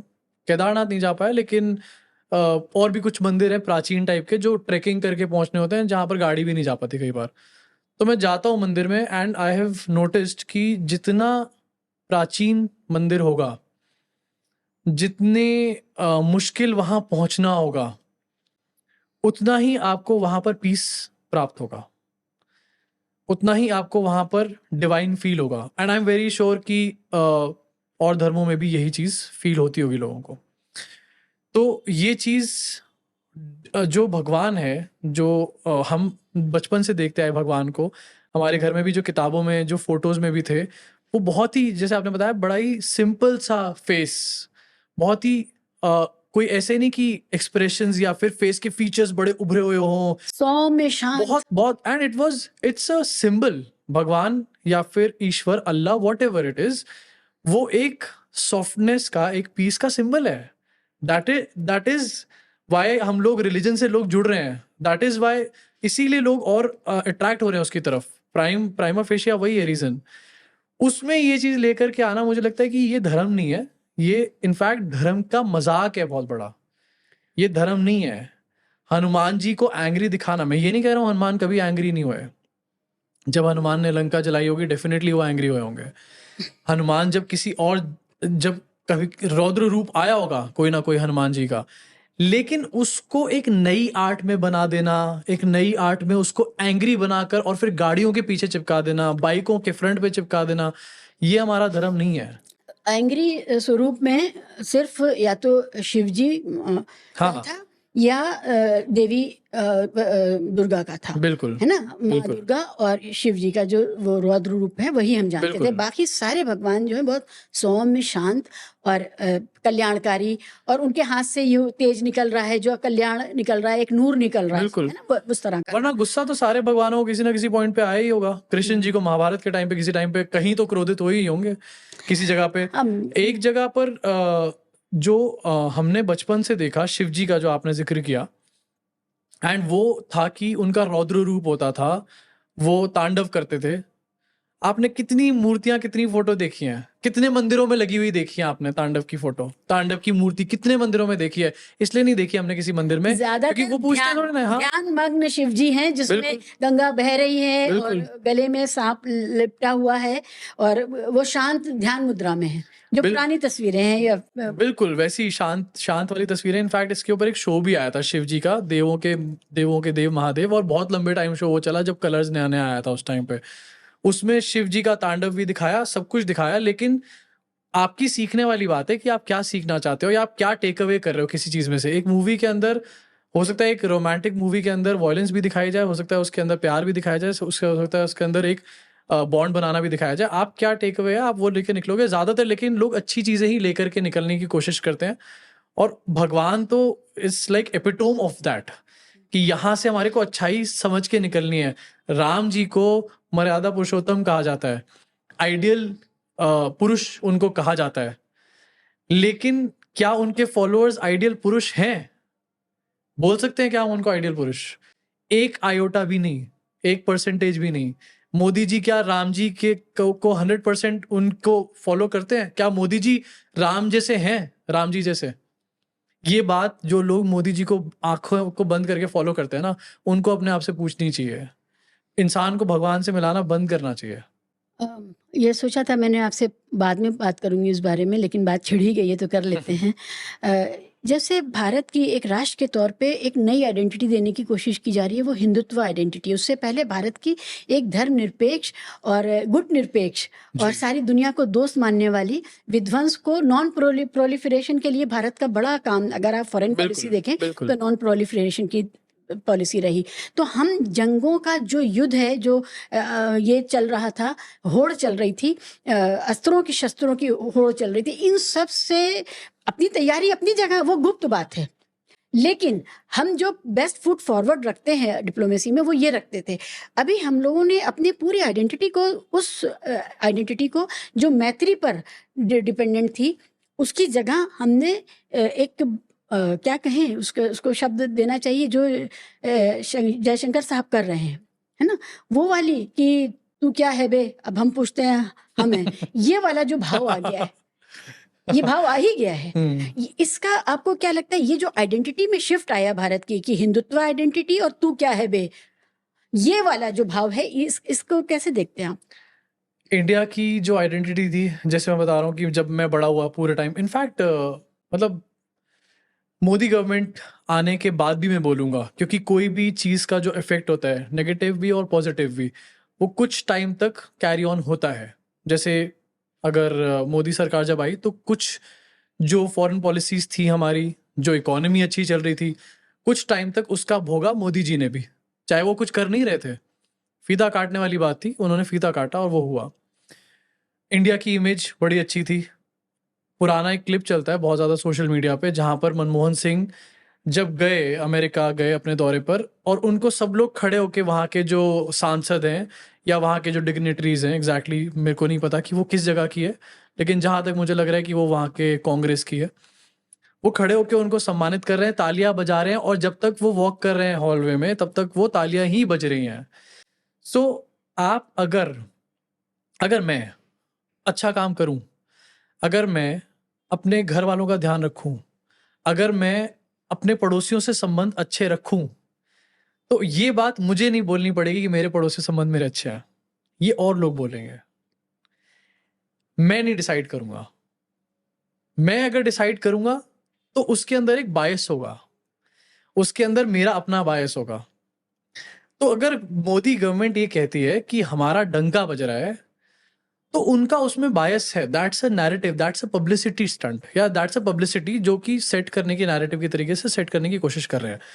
जब अपोजिशन बोले, जब जनता बोले, जब बिना सरकार के कहे लोग बोलना शुरू कर दें कि हाँ सरकार का बड़ा अच्छा काम हो रहा है, सरकार का डंका बज रहा है, या हमारी फॉरेन पॉलिसी बहुत अच्छी है, सब हमारे, जब इंडिया पाकिस्तान का कॉन्फ्लिक्ट हुआ, एक एक देश हमारे साथ आके खड़ा हुआ। जहां जहां पर मोदी जी गए, हमारे पैसों से, आपके पैसों से, टैक्स पेयर के पैसों से, जो इंसान खाना नहीं खा पाता उससे भी टैक्स लिया जाता है, उसके पैसों से जो मोदी घूम घूम कर आए, उसका ये रिजल्ट निकल कर आया। और ये तो मोदी जी ने करा। हम जैसे लोग भी इस बात को कहते, हम आज की डेट में सेना को सल्यूट करते हैं, सेना की तारीफ करते हैं, हम करते हैं। सेना को अपने मुंह से करने की जरूरत नहीं है। जो चीज आदमी अपने मुंह से करने लग जाए, उसका मतलब है that whole thing is somewhere hollow, उसका कोई बेस नहीं है। एंड वही सिचुएशन अब देखने को मिल रही है। एस जयशंकर ये बातें तो कर सकते हैं, रील एडिट तो बहुत सारे चल जाते हैं कि तू क्या है बे। पहले पाकिस्तान, पहले अमेरिका कहता था कि तुम कौन हो, अब हम कहते हैं तू क्या है बे। कोई लड़का खड़ा होके गलगोटिया का ये रील या वीडियो तो बना सकता है, और वो कई सालों तक चलता रहेगा, लेकिन क्या उस लड़के को अमेरिका का वीजा मिलेगा? क्या उस लड़के को अमेरिका में जॉब मिलेगी? क्या उस लड़के को अगर पढ़ने भी चला जाएगा, करोड़ों रुपए खर्च करके उसके माँ बाप यहाँ से भेज देंगे, क्या उसको उसके बाद भी वहां पर रहने की अनुमति दी जाएगी ट्रम्प के द्वारा? ये एक बड़ा क्वेश्चन है। रील एडिट से देश नहीं चल रहा कोई भी, जो जिस तरीके से ये कर रहे हैं, जिस तरीके का नैरेटिव सेट कर रहे हैं। आई पर्सनली थिंक कि फॉरेन पॉलिसी के मामले में बिल्कुल हम लोग इस टाइम पर ऐसी हालत में है जहां पर अपोजिशन के एमपीज जब भेज रहे हैं मोदी जी, तो इसका मतलब क्या है कि मोदी जी के अपने लोग कैपेबल नहीं है। नहीं तो खुद जाओ ना आप, आपका 8,000 करोड़ का प्लेन है, जाओ आप बैठो, मेलोनी जी के पास जाओ, मेलोनी जी के पास से और आगे आगे जाओ। मेरा दोस्त ट्रम्प था, ओबामा से तो मैं तू तड़ाक करके बात करता हूँ, इमैनुअल मैक्रोन तो मेरा दोस्त है, उसके कमर पे मैं मारता हूँ ऐसे मिल मिल के, सबसे झप्पियाँ मारता हूँ, मैं उससे भी मिलता हूँ, जेलेंस्की से भी, मैं पुतिन से भी मिलता हूँ, मैं उसके साथ भी चिड़ियाओं को दाना देता हूँ। कहाँ गई वो सारी चीज़ें? क्यों नहीं आए ये सब लोग हमारे साथ? किसी के पास आंसर नहीं है इस टाइम पे। जब ऑपरेशन सिंदूर हुआ उसी समय ऑपरेशन वेब जेलेंस्की का आ गया, चल रहा था अभी जो स्पाइडर, अभी spider, operation spider. Spider web. और कितना बड़ा डिफरेंस है दोनों बिल्कुल। के अप्रोच में और दोनों के आउटकम में। बिल्कुल। और वो सब कुछ ओन कर रहे हैं। और जो नुकसान हुआ है रशिया में, रशिया भी ओन कर रहा है, ये नहीं कह रहा है कि नहीं हमारा नहीं हुआ नुकसान, वो भी ओन कर रहा है। तो फॉरेन पॉलिसी में, और खासकर जब इस तरह की हॉट परसूट्स होते हैं जी। इंटरनेशनल लेवल पर, बॉर्डर्स पे, बिटवीन नेशंस, तो उन हॉट परसूट्स को लेकर के जो झूठ का आडंबर खड़ा करना है। भारत में पहले स्ट्राइक करते थे बॉर्डर पे तो बताते नहीं थे कि इंटरनेशनल कम्युनिटी कहीं हमें हॉट परस्यूट्स की वजह से ये ना समझे कि हम वॉर मॉन्गर हैं, जी। है ना। अभी इसी को गुण की तरह प्रेजेंट कर रहे हैं कि कम कर रहे हैं बिल्कुल। और बता ज्यादा रहे हैं। बिल्कुल। आपने बहुत उम्दा बात कही कि जब आप खुद बहुत अच्छा कुछ करते हैं तो अपने आप लोग तारीफ करते पीपल हैं। कम। शाहरुख खान को खुद बताने की जरूरत नहीं मैं अच्छी एक्टिंग करता हूँ, या आमिर खान को बताने की जरूरत नहीं है कि वो प्रेस रिलीज जारी करके कहा कि उन 9 लोगों को, 9 ऑफिसर्स को कतर से जो उसको उनको जो सजा मिली थी, सजाए मौत मिली थी, उनसे बाहर लाने में और वापस देश भेजने में उसका कोई रोल नहीं रहा। हाँ, ये उसने मतलब फर्क आप समझिए उस वहाँ से। बिल्कुल बिल्कुल। मनमोहन सिंह साहब, जब उनका फैग एंड था उनके कार्यकाल का, उनसे पूछा गया कि आप अपने कार्यकाल को कैसे देखते हैं। उन्होंने कहा हिस्ट्री विल जज me, history will be kinder towards me. जी। आप ये देखिए कि एक ये दौर है सौम्यता का, शालीनता का, जिसमें खुद अपने मुंह से तारीफ करना निर्लजता की बात है, बिल्कुल। जो किया है वो भी बताना निर्लजता की बात है। एक दूसरा दौर है जो किया भी नहीं है उसके लिए क्रेडिट लेना और निर्लजता से अपने आप को पेश करना कि मैंने किया है ना। ये बहुत बड़ा चेंज आया है। सो ये जो चीज़ है ना कि क्रेडिट लेना, मैंने ये नोटिस करी है, अब आप बात कर रहे थे तो मैंने नोटिस करी है कि मेरे कुछ मोदी भक्त टाइप के भी लोग हैं आसपास, और ये सिर्फ मोदी जी की आदत नहीं है क्रेडिट लेना, भक्तों की भी ऐसी है। मैं तो ये, मैं तो वो, मेरा तो ये, मेरा तो वो। आप जो भी हो सर, आप जैसे भी हो, आप हमें पता चल जाएगा, आपको बताने की जरूरत नहीं है आप कितने ग्रेट हो। ये आप जो जैसे आपने बताया कि शालीनता से रहने वाला, ये ना ये सोसाइटी में ये भी एक डिवाइड क्रिएट हो चुका है अब। जिस तरीके से एक आइडियोलॉजिकली डिवाइड क्रिएट तो हो ही गया है, धर्म पे भी होता और गहराता जा रहा है और कर रहे हैं डिवाइड लोग अपने वोट के चक्कर में, लेकिन ये शालीनता वाला और ये हुड़दंगे वाला जो है ना, ये भी अब बहुत एविडेंट हो गया है। पहले से था ये, पहले भी मैं आपको एक एग्जांपल देता हूँ, मुझे बचपन में याद भी है। 2 टाइप के लोग होते थे जो होली खेलते थे। एक होते थे जो प्यार से आते थे, रंग लगाते थे और अच्छे से होली खेलते थे। एक होते थे जो नाली का पानी लगाते थे आके, ग्रीस लगाते थे, सिल्वर कलर का एक रंग आता था जो छूटता नहीं था कई दिनों तक, वो लगा देते थे आके। वो मेंटालिटी थी शुरू भी, अभी भी है, लेकिन अब वो मेंटालिटीज जो है वो मेन स्ट्रीम में आ चुकी हैं। वो हुड़दंगा, वो सेल्फ प्रोक्लेम्ड अपने आप का क्रेडिट लेना फालतू में, वो मेन स्ट्रीम में आ गई है। वो नेताओं में भी है और इन नेताओं के फॉलोअर्स में भी है वो चीज़। शालीनता साइडलाइन हो चुकी है। शालीनता वाले अब कुछ लोगों को ये भी लगता है, वैसे तो it's a very intellectual thing, अगर कोई शालीनता से बात करे ना तो उसको, मैं तो एटलीस्ट अपनी नज़रों में मैं बहुत इंटेलेक्चुअल मानता हूँ। और मैं 2 सेकंड के अंदर ही, जैसे जब मैं यहाँ पर आया आपके पूरे इधर, तो एक वाइब ही समझ में आ गई कि यार ये ऐसी वाइब है यहाँ पर, शालीनता वाली वाइब है। मतलब एक तहजीब है यहाँ पर, हवा में ही पता चल जाती है वो तहजीब। और आप किसी के घर जाओ, वो बंदा ऐसा हो जो खुद क्रेडिट लेने वाला हो, तो उसके घर के अंदर आपको घुसते ही पता चल जाएगी। पहले इसको अच्छा माना जाता था, मैं आज भी इसको अच्छा मानता हूँ, और ये बहुत ही इंटेलेक्ट भी दिखाता है किसी बंदे का कि ये बंदा ऐसा है, तो ये एक्सेप्टिंग होगा, ये इंटेलेक्चुअल भी होगा, एंड ये एक मतलब एक जैसे कहते हैं ना कि एक अच्छी अपब्रिंगिंग से आ रहा है ये बंदा, एक अच्छे बैकग्राउंड से आ रहा है ये बंदा। हुड़दंगे वाले को ये देखा जाता था, और अभी भी मैं तो ऐसे ही देखता हूँ कि इसके पास हो सकता है जेब में पैसे हों, लेकिन परवरिश अच्छी नहीं है। परवरिश में कोई ना कोई नहीं, बहुत बड़ी कमी है परवरिश के अंदर, परवरिश के अंदर, सराउंडिंग्स के अंदर कोई कमी है उसके। तो मुझे लगता है कि इसको वापस, मैं तो कोशिश करता हूँ कि एटलीस्ट मेरे एंड से तो ये वापस आए। कई बार लोग कहते हैं अरे यार तू बहुत ना सॉरी बोल देता है, तो बड़ी जल्दी थैंक यू बोल देता है। मैं कहता हूँ कोई बात नहीं, कोई दिक्कत नहीं है, तो अच्छी चीज़ है। मेरी वैल्यूज़ है, मेरे माँ बाप ने मुझे ये सिखाया है, मैं ये बोल देता हूँ। अभी हम लोग जब बात कर रहे थे कि भगवानों का जो स्वरूप था वो बदल गया है, उसमें बहुत क्रोध आ गया है। मैं इसको मिस नहीं करना चाहती, इसको ऑन रिकॉर्ड करना चाहती हूँ। और इस पर तो मैंने 3 साल कॉलम लिखा है कि मुसलमान मौलानाओं का भी यही हाल था। अच्छा। आपको मैं बताऊं, ये लोग जब ये कह रहे होते थे बाकी इस्लाम जो है वो पीस का धर्म है, शांति का धर्म है, वो चीख के कह रहे होते थे। मतलब वो वहीं पर उसको डिबंक कर रहे हैं, अपने आप को डिबंक कर रहे होते हैं कि ये कहेंगे कि इस्लाम एक पीसफुल रिलीजन है, और वो इतना चीख के, हिल के, थरा के कहेंगे कि आप डर जाएंगे, आप डर जाएंगे। और अक्रॉस द बोर्ड मैंने इंडिया और पाकिस्तान के मौलानाओं में देखा, इनको कुछ ट्रेनिंग की जाती है कि जैसे ही माइक मिलेगा आपको वैसे ही आप पागलपन का दौरा पड़ना चाहिए आपके ऊपर। ये है तो इस्लाम अगर पीस का धर्म है तो आपके बिहेवियर से क्यों नहीं दिखता है? बिल्कुल, है ना? बिल्कुल, तो बिल्कुल। ये एक अजीब तरह का, लेकिन ये बात हिंदू समाज में तब नहीं थी। ठीक है, हम अब देख रहे हैं ये फर्क आया है। मेन स्ट्रीम आ गया है, मेन स्ट्रीम आ गया है, थी तभी भी, लेकिन मेन स्ट्रीम आ गया है। तभी भी औरतों को दबाना और ये सब चीजें, मतलब हावी होना था। जो डी राजा या यति नरसिम्हानंद या इस तरह के जो लोग थे, जो मंच से खड़े होकर कहते हैं 20 लाख मुसलमानों का कत्ल करना जी, है ना, वो चीज नहीं थी। नहीं थी, ऐसा नहीं है अच्छा, थी। जैसे हो सकता है वो मेरे जैसे सामने ना आया जैसे हो। अडवाणी जी जब ये पूरा हुआ, बाबरी मस्जिद का पूरा मैटर हुआ, तो लोगों को भड़कावा दिया गया। उस टाइम पे लोगों को भड़काया ऑन रिकॉर्ड टेप्स। अब हम देख नहीं सकते, हाँ, इट हाँ। इट मस्ट बी नहीं, वो समवेयर मुझे इन याद है, वो आर्काइव, मुझे याद है, आई वाज़ उसमें यंग। होगा। दैट इज आई थिंक वो 90 अर्ली 90s हो गया वो।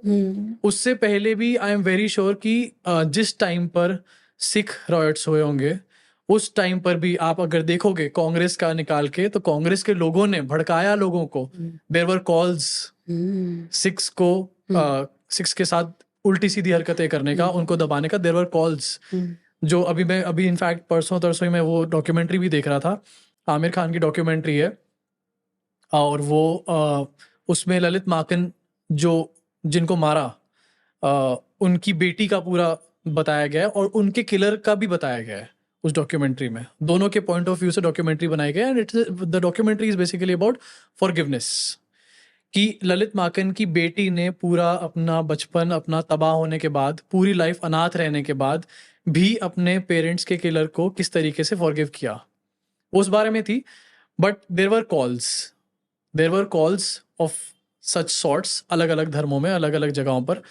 या हिंदू धर्म की बात कर रहा हूँ मैं, जैसे ललित माकन, तो मैं हिंदू धर्म की बात कर रहा हूँ यहाँ पे। तो वो पार्टी के कांग्रेस के थे, लेकिन देर वर कॉल्स बीजेपी के रहे होंगे ये उस टाइम पे। देर वर कॉल्स, ये साध्वियां जो हैं, ये इन्होंने क्या किया है जिनको आज की डेट में सब ये सम्मान दिए जा रहे हैं, इधर उधर के सारे मिला के सम्मान दे रहे हैं।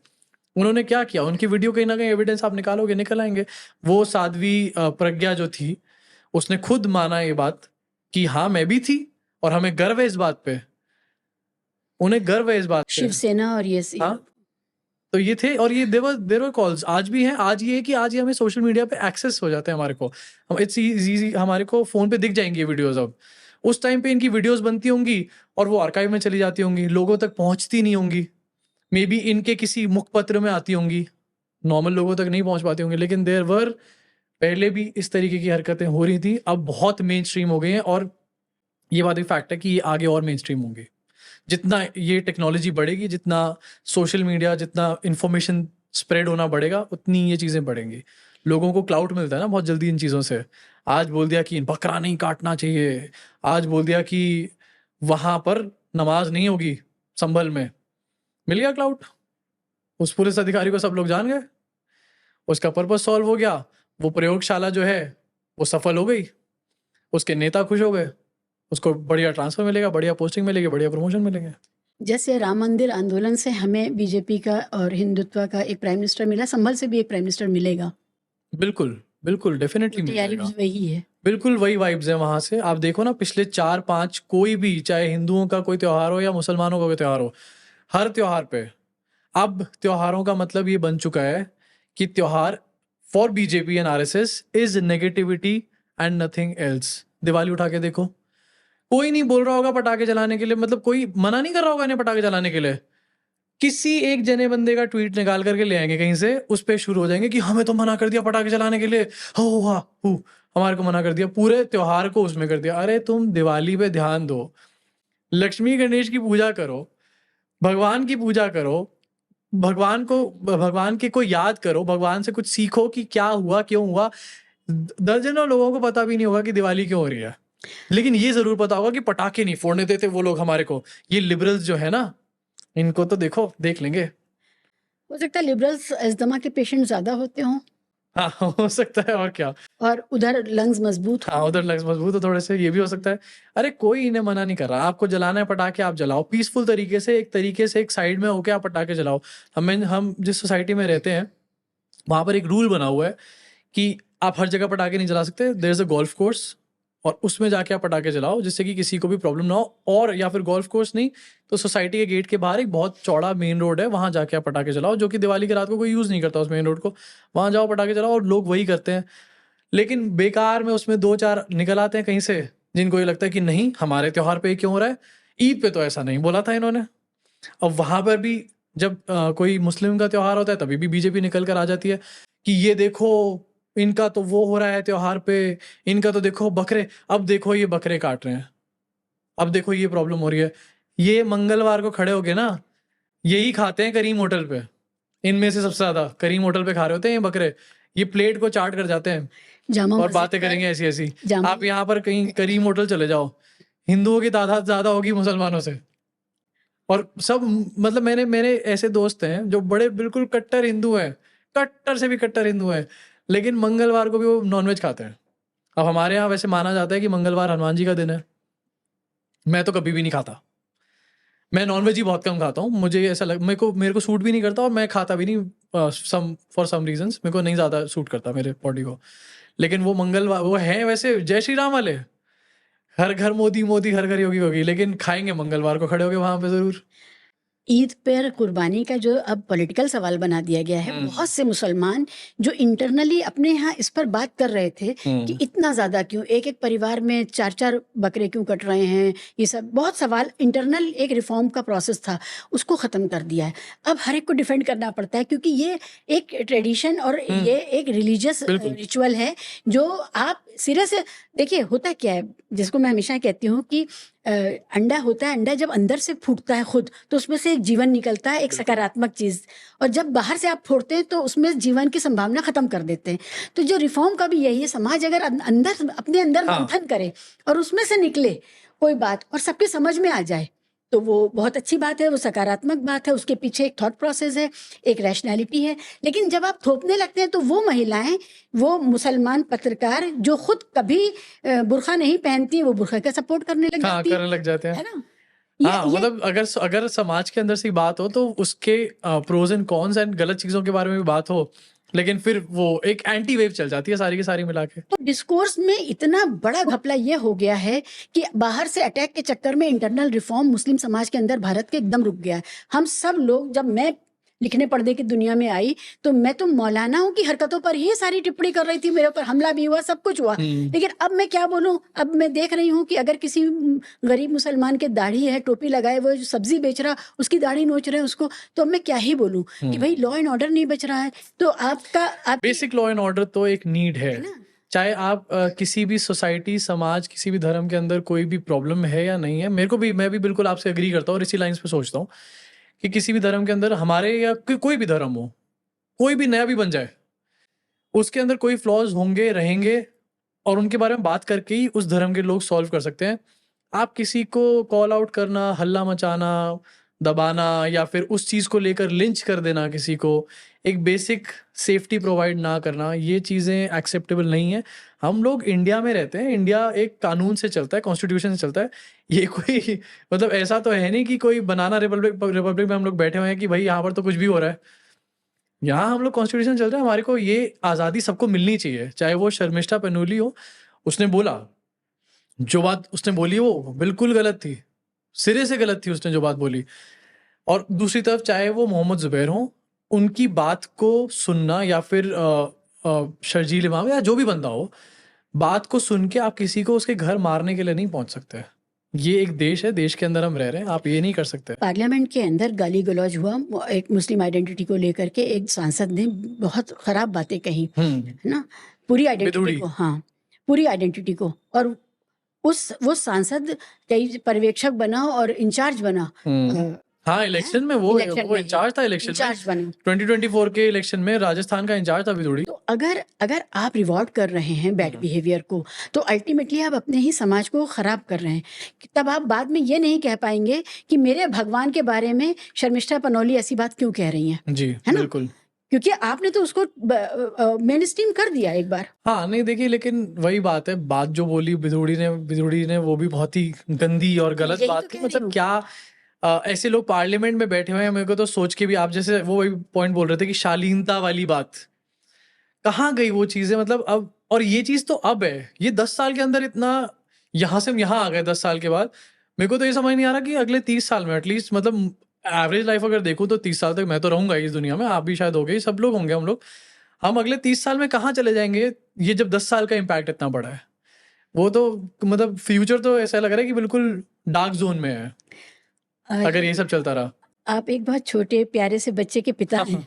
अब आपने ये बात छेड़ दी, ये मैं बाद में करती, लेकिन अब छिड़ गई तो छिड़ गई। क्या लगता है जब बच्चे को देखते हैं और दुनिया को देखते हैं, क्या भाव आते हैं एक पिता के तौर पे, कितना सुरक्षित है? जब जब बच्चा घर में होता है, अपनी सराउंडिंग्स में खेलने जाता है, डे टू डे लाइफ में आपको लगता है कि यू आर हैप्पी, आपको लगता है कि हाँ अब हमारा बच्चा कर रहा है, ये कर रहा है, खुशी होती है। अब मेरी तरह सब जैसे बहुत, it's a very normal thing, जैसे आपको भी जब छोटे रहे होंगे आपके बच्चे तो होता होगा, तो वो बड़ा खुशी का टाइम है, लेकिन और बड़ी खुशी का एक्सपीरियंस भी है, लेकिन ये चीज़ भी एक टेंशन देती है, मुझे तो एटलीस्ट देती है। और मैं काफ़ी पेरेंट्स से भी बात करता हूँ जो कि कुछ क्रिटिकल थिंकिंग वाले पेरेंट्स हैं कि इंडिया के अंदर क्या फ्यूचर होने वाला है इन बच्चों का, जो ऐसे हाउस होल्ड से आते हैं जहाँ पर एक लिबरल पेरेंट्स हैं, जहाँ पर एक क्रिटिकल थिंकिंग वाले पेरेंट्स हैं, लेकिन उनको ऐसी दुनिया में जाना है जहाँ पर कट्टर लोग बैठे हुए उनका इंतजार कर रहे हैं, जहाँ पर मेजॉरिटी ऑफ द लोग ऐसे बने बैठे हैं,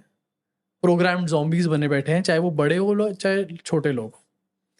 मैंने एक कहीं मैं गया, मैं जगह का भी नाम नहीं लूँगा क्योंकि पता नहीं कुछ चीज़, लेकिन मैंने वहाँ देखा और उस टाइम पे शायद 15 अगस्त थी या फिर शायद 26 जनवरी थी, एंड बच्चे, हम भी करते थे, झंडे लेके घूमते थे बचपन में, हम भी करते थे और बड़ा मज़ा आता था। और वहाँ बच्चे अच्छे, ऐसा नहीं कह रहा मैं किसी मार्जिनल बैकग्राउंड से, अच्छे बैकग्राउंड से, जो कि 4-4 5-5 करोड़ के घर में रह रहे थे और मे भी ज़्यादा, वो झंडे लेके घूम रहे थे, भारत माता की जय बोल रहे थे, और वो एक एंटी इस्लाम नारा भी लगा रहे थे।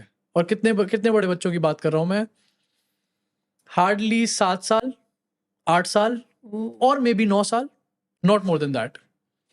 बिल्कुल बच्चों की बात कर रहा हूँ मैं 10वीं 11वीं के बच्चों की बात नहीं कर रहा, उनकी बात कर रहा हूँ जो बहुत छोटे बच्चे होते हैं, 8 9 10 साल के अंदर के बच्चे, और करोड़ों के घर में रह रहे हैं। वो कोई बड़ी पॉश एरिया है, मैं इसलिए मैं कह रहा था मैं नाम नहीं लूंगा उसका, बड़ा ही पॉश एरिया है। ले लीजिए ना। हाँ नहीं नाम नहीं लूंगा मैं, दिल्ली में ही है, बड़ा ही पॉश एरिया है, और मैं किसी क्योंकि यहाँ गया था इसलिए मैं नाम नहीं ले रहा उस जगह का। और वहाँ वो बच्चे ये बोलते हुए घूम रहे थे और पटाखे भी जला रहे थे, और एंटी इस्लाम एक स्लोगन सा है वो भी बोल रहे थे। तो उस टाइम पे उस टाइम पे मेरा बेटा आई थिंक हाँ पैदा हो चुका था, वो भी था साथ में हम जब गए थे। और उस टाइम पे उस दिन मुझे ये चीज़ पहली बार क्लिक करी, आई थिंक कुछ महीनों का ही था वो, कि ये मेरी प्रॉब्लम है बन के खड़ी होने वाली है, ये है मेरी प्रॉब्लम। ये 8-8 साल के बच्चे, वो बच्चे बिल्कुल मासूम हैं, उन बच्चों को नहीं पता वो क्या बोल रहे हैं, क्या कर रहे हैं, क्या नहीं कर रहे हैं, लेकिन वो एक सराउंडिंग क्रिएट करेंगे और वो अपने पेरेंट्स से सीख कर आएंगे डेफिनेटली। उनको क्या पता, 8 साल के बच्चे को आप पूछो उसको क्या पता, उसको कार्टूनों के बारे में पता है, उसको छोटी मोटी चीज़ों के बारे में पता होगा, उसको टॉयज़ के बारे में पता होगा। ये 8 साल के सिखाया बच्चे हुआ को बिहेवियर है। ये सिखाया हुआ बिहेवियर है, ये सोशल मीडिया से और अपने पेरेंट्स से आया हुआ बिहेवियर है, ये वहीं से आया हुआ बिहेवियर है जो पास ऑन हो रहा है उन बच्चों में। अब वो बच्चे सोशल मीडिया, अब पापा से मम्मी से सुन लिया, अब सोशल मीडिया पे भी कहीं देखा कि हाँ बड़े खराब होते हैं, बच्चे ने दिमाग में एक नैरेटिव सेट कर लिया। उस बच्चे के साथ जब मेरा बच्चा 5 साल बाद पढ़ने जाएगा या 2 साल बाद पढ़ने जाएगा, अब उसका स्कूल शुरू होने वाला है कुछ दिनों में, अब तो आजकल 2 साल से स्कूल शुरू हो जाते हैं, प्ले स्कूल्स। तो वो क्या अपनी अपनी थॉट प्रोसेस को, एक तो अपनी क्रिटिकल थिंकिंग को कैसे बचा पाएगा, और अगर उसने बचा लिया तो वो जब अपनी राय रखेगा तो वो अनसेफ होगा। वो मेरी टेंशन है इस टाइम पे, कि वो अभी से 3 4 5 साल बाद वो एक अनसेफ जोन में जाने वाला है। अभी तो वो घर में है, अभी तो वो घर में हमारे बीच में है, उसको हम खेल रहे हैं, नीचे जाता है तो तभी भी उसकी मम्मी उसके साथ जाती है, और थ्रू आउट, हाँ मतलब एटलीस्ट प्रोटेक्टेड रहता है। हाँ बिल्कुल, उसकी मम्मी तो बिल्कुल थ्रू आउट उसके साथ रहती है, चाहे भी उसके साथ और भी कोई हेल्प हो, लेकिन हम लोग का इस तरीके कल्चर है कि मतलब कोई जैसे अगर बाप लगा हुआ है काम करने में, पैसे कमाने में लगा हुआ है, या फिर बच्चे को की परवरिश में, तो माँ तो हर टाइम बच्चे के साथ है ही। वो हमने भी बचपन से अपने घर में देखा, और अब वो मेरे बेटे के साथ भी वो चीज़ मेरी वाइफ पूरे टाइम करती है। ये बहुत जरूरी भी है। हाँ बच्चा एक पूरा बड़ा प्रोजेक्ट है यार, सोसाइटी में बहुत एक बड़ा प्रोजेक्ट है। प्रोजेक्ट देंगे, एक प्रोडक्ट लॉन्च करेंगे तो वो प्रोडक्ट अच्छा होना वो चाहिए। प्रोडक्ट्स जो हैं वो घूम रहे हैं, जिन 8 साल के बच्चों को नहीं पता कि वो क्या बोल रहे हैं, उस प्लांट में ही गड़बड़ है, दैट प्रोडक्शन हाउस में ही प्रॉब्लम है। अगर बच्चा अपनी माँ के साथ, अपने माँ बाप के साथ घूम रहा है, मेजरली अपनी माँ के साथ घूम रहा है, उसके साथ ही खेल रहा है, उसके साथ बोलना चालना सीख रहा है, तो उसकी आइडियोलॉजी भी वो लेगा ही लेगा कभी ना कभी। और मैं कहता हूँ ले या ना ले, वो मेरी प्रॉब्लम नहीं है। हो सकता है वो नहीं ले आइडियोलॉजी, हो सकता है वो क्रिटिकल थिंकर ना बने, हो सकता है वो एक राइट विंगर बन जाए, हु नोज। आगे आने वाला टाइम किसको क्या दिखाने वाला है मुझे क्या पता। लेकिन चांसेस होते हैं कि बच्चा समझता है कि यार मेरी माँ कह रही है ये बात, तो उसमें मेरिट है कुछ। उसमें मेरिट है, या फिर मेरी माँ बोल रही है, हम घर में इस बारे में डिस्कशन सुन रहे हैं, पापा भी ये बात करते हैं, मम्मी भी ये बात करती हैं, तो ये बात इतनी बेवकूफ़ी भरी तो नहीं होंगी, कुछ तो इन बातों में सच्चाई होगी।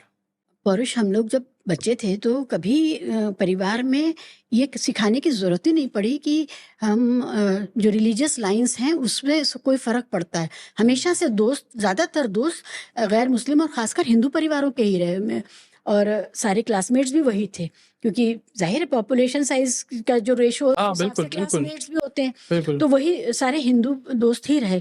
आज वो दोस्त जो घर में मम्मी के हाथ की बिरयानी बहुत शौक से खाने आते थे मेरी बर्थडे पर, क्योंकि पहले ज़मानों में तो घर ही में बर्थडे होता था ना, घर में बिल्कुल, कुछ अच्छा बिल्कुल। बढ़िया हाँ, आता हाँ, था। हाँ, हाँ। हुँ, सेलिब्रेशन घर पे ही सेलिब्रेट होती घर थी। पे होती थी। वो दोस्त जो आज तक हुँ, अभी कहते थे कि आंटी के हाथ की बिरयानी याद आती है, हुँ, वो अचानक कहने लगे तुम लोगों को 47 में ही भगा देना चाहिए था। हुँ, बताइए। यकीन ही नहीं होता। बिल्कुल, ऐसे जैसे ना आप बता रहे हो, तो मेरा बचपन टैगोर इंटरनेशनल स्कूल है, मैं वहाँ पर मेरी शुरुआत की स्कूलिंग वहाँ पर हुई।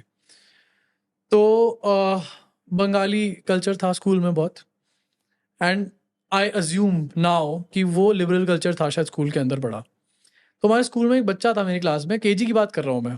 मेरी क्लास में एक बच्चा था, उसका नाम था एम वासे। अब हमें नहीं पता था कि वो किस धर्म का बच्चा है, हम उसके नाम की मज़ाक उड़ाते थे। हुँ, मेरे को बहुत बात तक नहीं समझ में आया कि एम वासे की मज़ाक आज तक मुझे, जब मैं बता रहा हूँ, सोचो मैं 36 साल का हो गया हूँ। मैं 5 साल का था जब था, मैं तब की बात कर रहा हूँ, 5 या 6 साल का, 30 साल पहले की बात कर रहा हूँ। तो मेरे को विविडली याद है कि एम वासे की हम मज़ाक उड़ाते थे, लेकिन हमें नहीं पता था till the time I turned, I think मैं जब तक कॉलेज भी मेरा खत्म हो गया था, इलेक्शन जब ये आए हैं ये हमारे श्री, उसके बाद मुझे एक दिन रियलाइज हुआ कि एम वासे जो बच्चा था, उसका नाम मेरे को एकदम से किसी से याद आया, किसी बात से। मैंने उसका नाम कहीं पढ़ा, किसी और बंदे का नाम पढ़ा, एम वासे लिखा हुआ। मैंने कहा अच्छा, वो एम वासे इसलिए था क्योंकि उसका शायद नाम मोहम्मद वासे था, या वाजे या वासे, जो भी रहा होगा, क्योंकि मैं ठीक से हो सकता है प्रोनाउंस ना कर पा रहा हूँ। बात सही सही है। सही बोल रहा हूँ ना मैं? हुँ, उसका नाम मोहम्मद वासे था, but we didn't know, never in my life.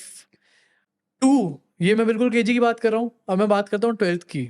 मेरी क्लास में एक लड़का था उमार, और उमार रहता था दिल्ली के एक ऐसी एरिया में जो कि मुस्लिम बहुल एरिया है।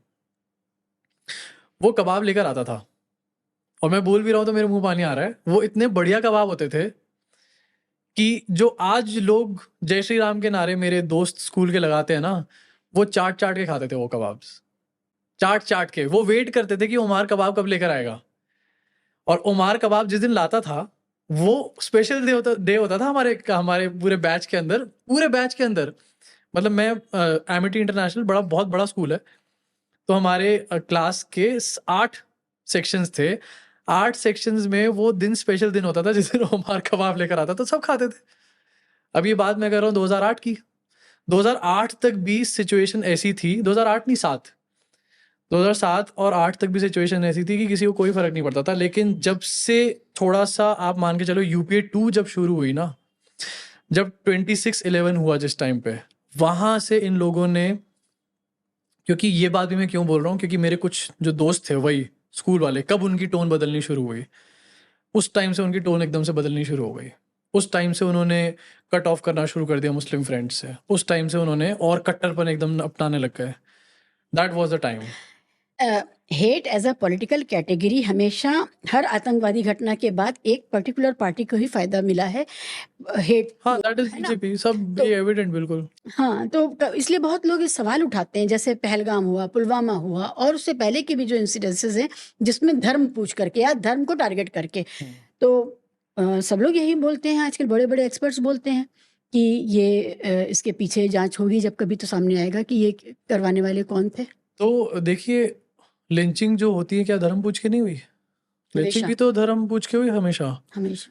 मैं मानता हूँ कि पहलगाम में जो हुआ वो बहुत गलत था, एंड मतलब एक जिसे कहते हैं कि it was a bone chilling. Bone chilling. और जैसे मैं बता रहा हूँ कि अच्छा ये भी एक पॉइंट मैं बताना चाहता हूँ कि I was suppose to be in Pahalgam on 22nd। मेरे बेटे का बर्थडे होता है 22nd को, 22 अप्रैल को, और हम पहलगाम जाने वाले थे। मैंने टिकट्स भी करा दी थी। मैंने टिकट्स कराई हुई कैंसिल करवाई। मेरी टिकट्स मैंने कैंसिल कराई और सिर्फ इसलिए कैंसिल कराई क्योंकि मेरे को हमने ये डिसाइड किया क्योंकि ये जो आज मोदी जी वो उद्घाटन कर रहे हैं ना, वो चेनाब वाला पुल, वो 19 अप्रैल को करने वाले थे। तो उस अराउंड ना बहुत भीड़ हो गई थी कश्मीर के अंदर and prices were very inflated. मतलब जो 8,000 6,000 के भी होटल्स हैं वो 25-25 30,000 रुपये पर नाइट मिल रहे थे। तो मैंने अपनी वाइफ से कहा, मैंने टिकट तो करा ली है और ये ऐसे डेट्स की जाने आने की, और पहलगाम ही चलेंगे क्योंकि मैं आज तक कश्मीर नहीं गया कभी भी, और मेरा बहुत मन था कि कश्मीर चलेंगे रिदान, मतलब मेरे बेटे के बर्थडे पे।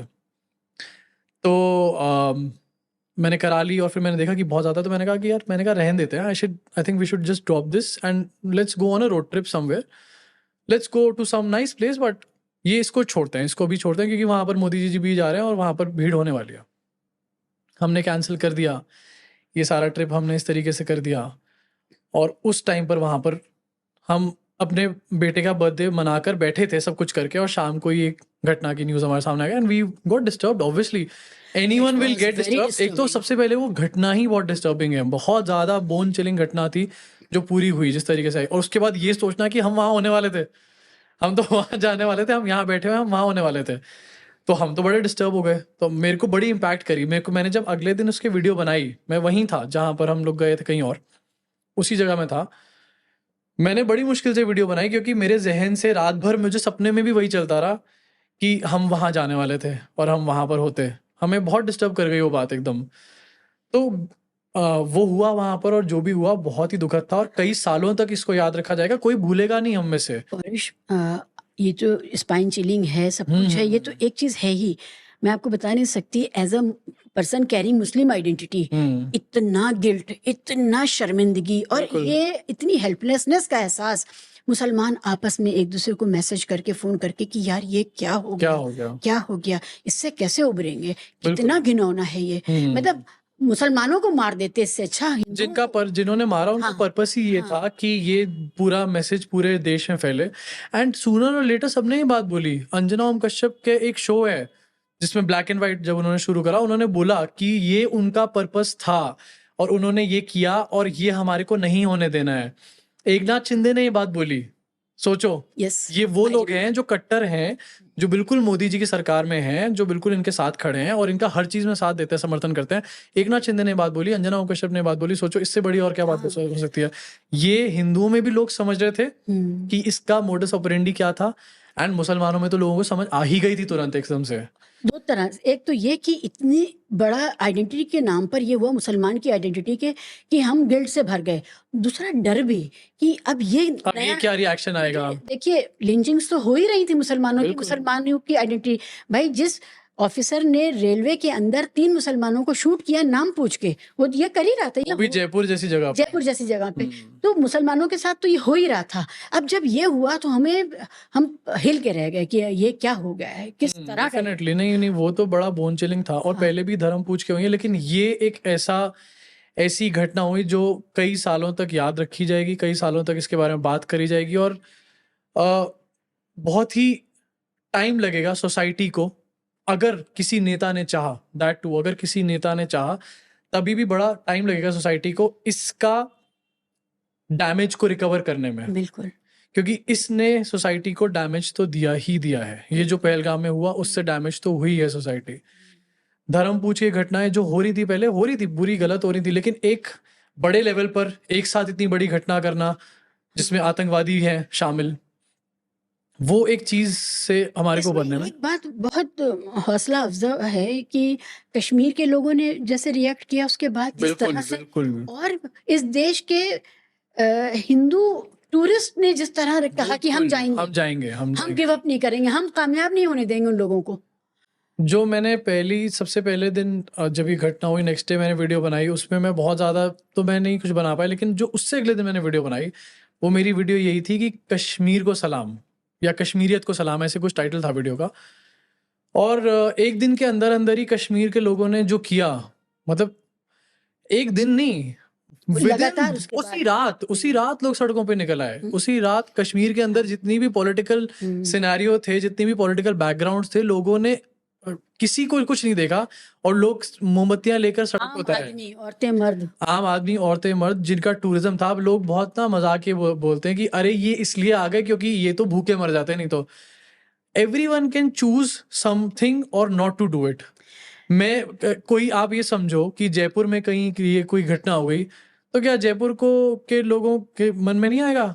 अगर कल को किसी और जगह पर, अजमेर में, किसी भी जगह पर हो जाती है सेम चीज, तो क्या उस जगह के लोगों के मन में नहीं आएगा कि यार यहाँ पर तो टूरिज्म खत्म हो जाएगा? क्या कोई हिंदू टूरिज्म की कोई जगह हो, वहां पर घटना हो जाए, वहां पर क्या निकल आएंगे सब ऐसे ही? ऐसा नहीं है। बात सारी यहाँ पर ये है कि लोग वहां के निकल कर आए, एंड किस इंटेंशन से निकल कर आए। उनकी इंटेंशन थी निकल कर आने की, वो गिल्टी फील कर रहे थे। The guilt was there in their eyes. शर्मिंदगी जैसे जब बहुत थी। आप ये बात बोल रहे हो ना, तो वो मुझे आपकी आंख में नजर आ रही है। वो बात जब आप बोल रहे हो ना कि मैं गिल्टी, हम लोग गिल्टी थे, तो मुझे आपकी आंख में नजर आ रही वो है। शर्मिंदगी, वो बहुत शर्मिंदगी थी वहां के लोगों की आंखों में। और इसीलिए टूरिस्ट्स का भी एक ये बना कि चलते हैं दोबारा। क्योंकि जो भी आदमी, मेरी वाइफ गई हुई है कश्मीर, और वो गई है, और उसने मुझे हमेशा बताया कि बड़ा सुंदर है, बड़ा अच्छा। और मुझे भी पता था कि भाई बहुत सुंदर है, देखा हुआ था। मैंने ये सोचा हुआ था कि स्विट्जरलैंड जाने से पहले मैं कश्मीर जरूर जाऊंगा। तो मेरे दिमाग में आ रहा था कि हम हो सकता है कभी जाएं इन नियर फ्यूचर। तो मैंने कहा कि so now is the time, let's go to Kashmir. First I will go to Kashmir, क्योंकि मैं देखूंगा पहले कश्मीर, फिर मैं स्विट्जरलैंड देखूंगा, और फिर मैं कंपेयर करके बताऊंगा कि कौन सा अच्छा है, कि मैं अपने देश का देखना चाहता हूँ पहले। तो उसने देखा था, वो गई थी पहले, उसके पेरेंट्स भी गए थे साथ में।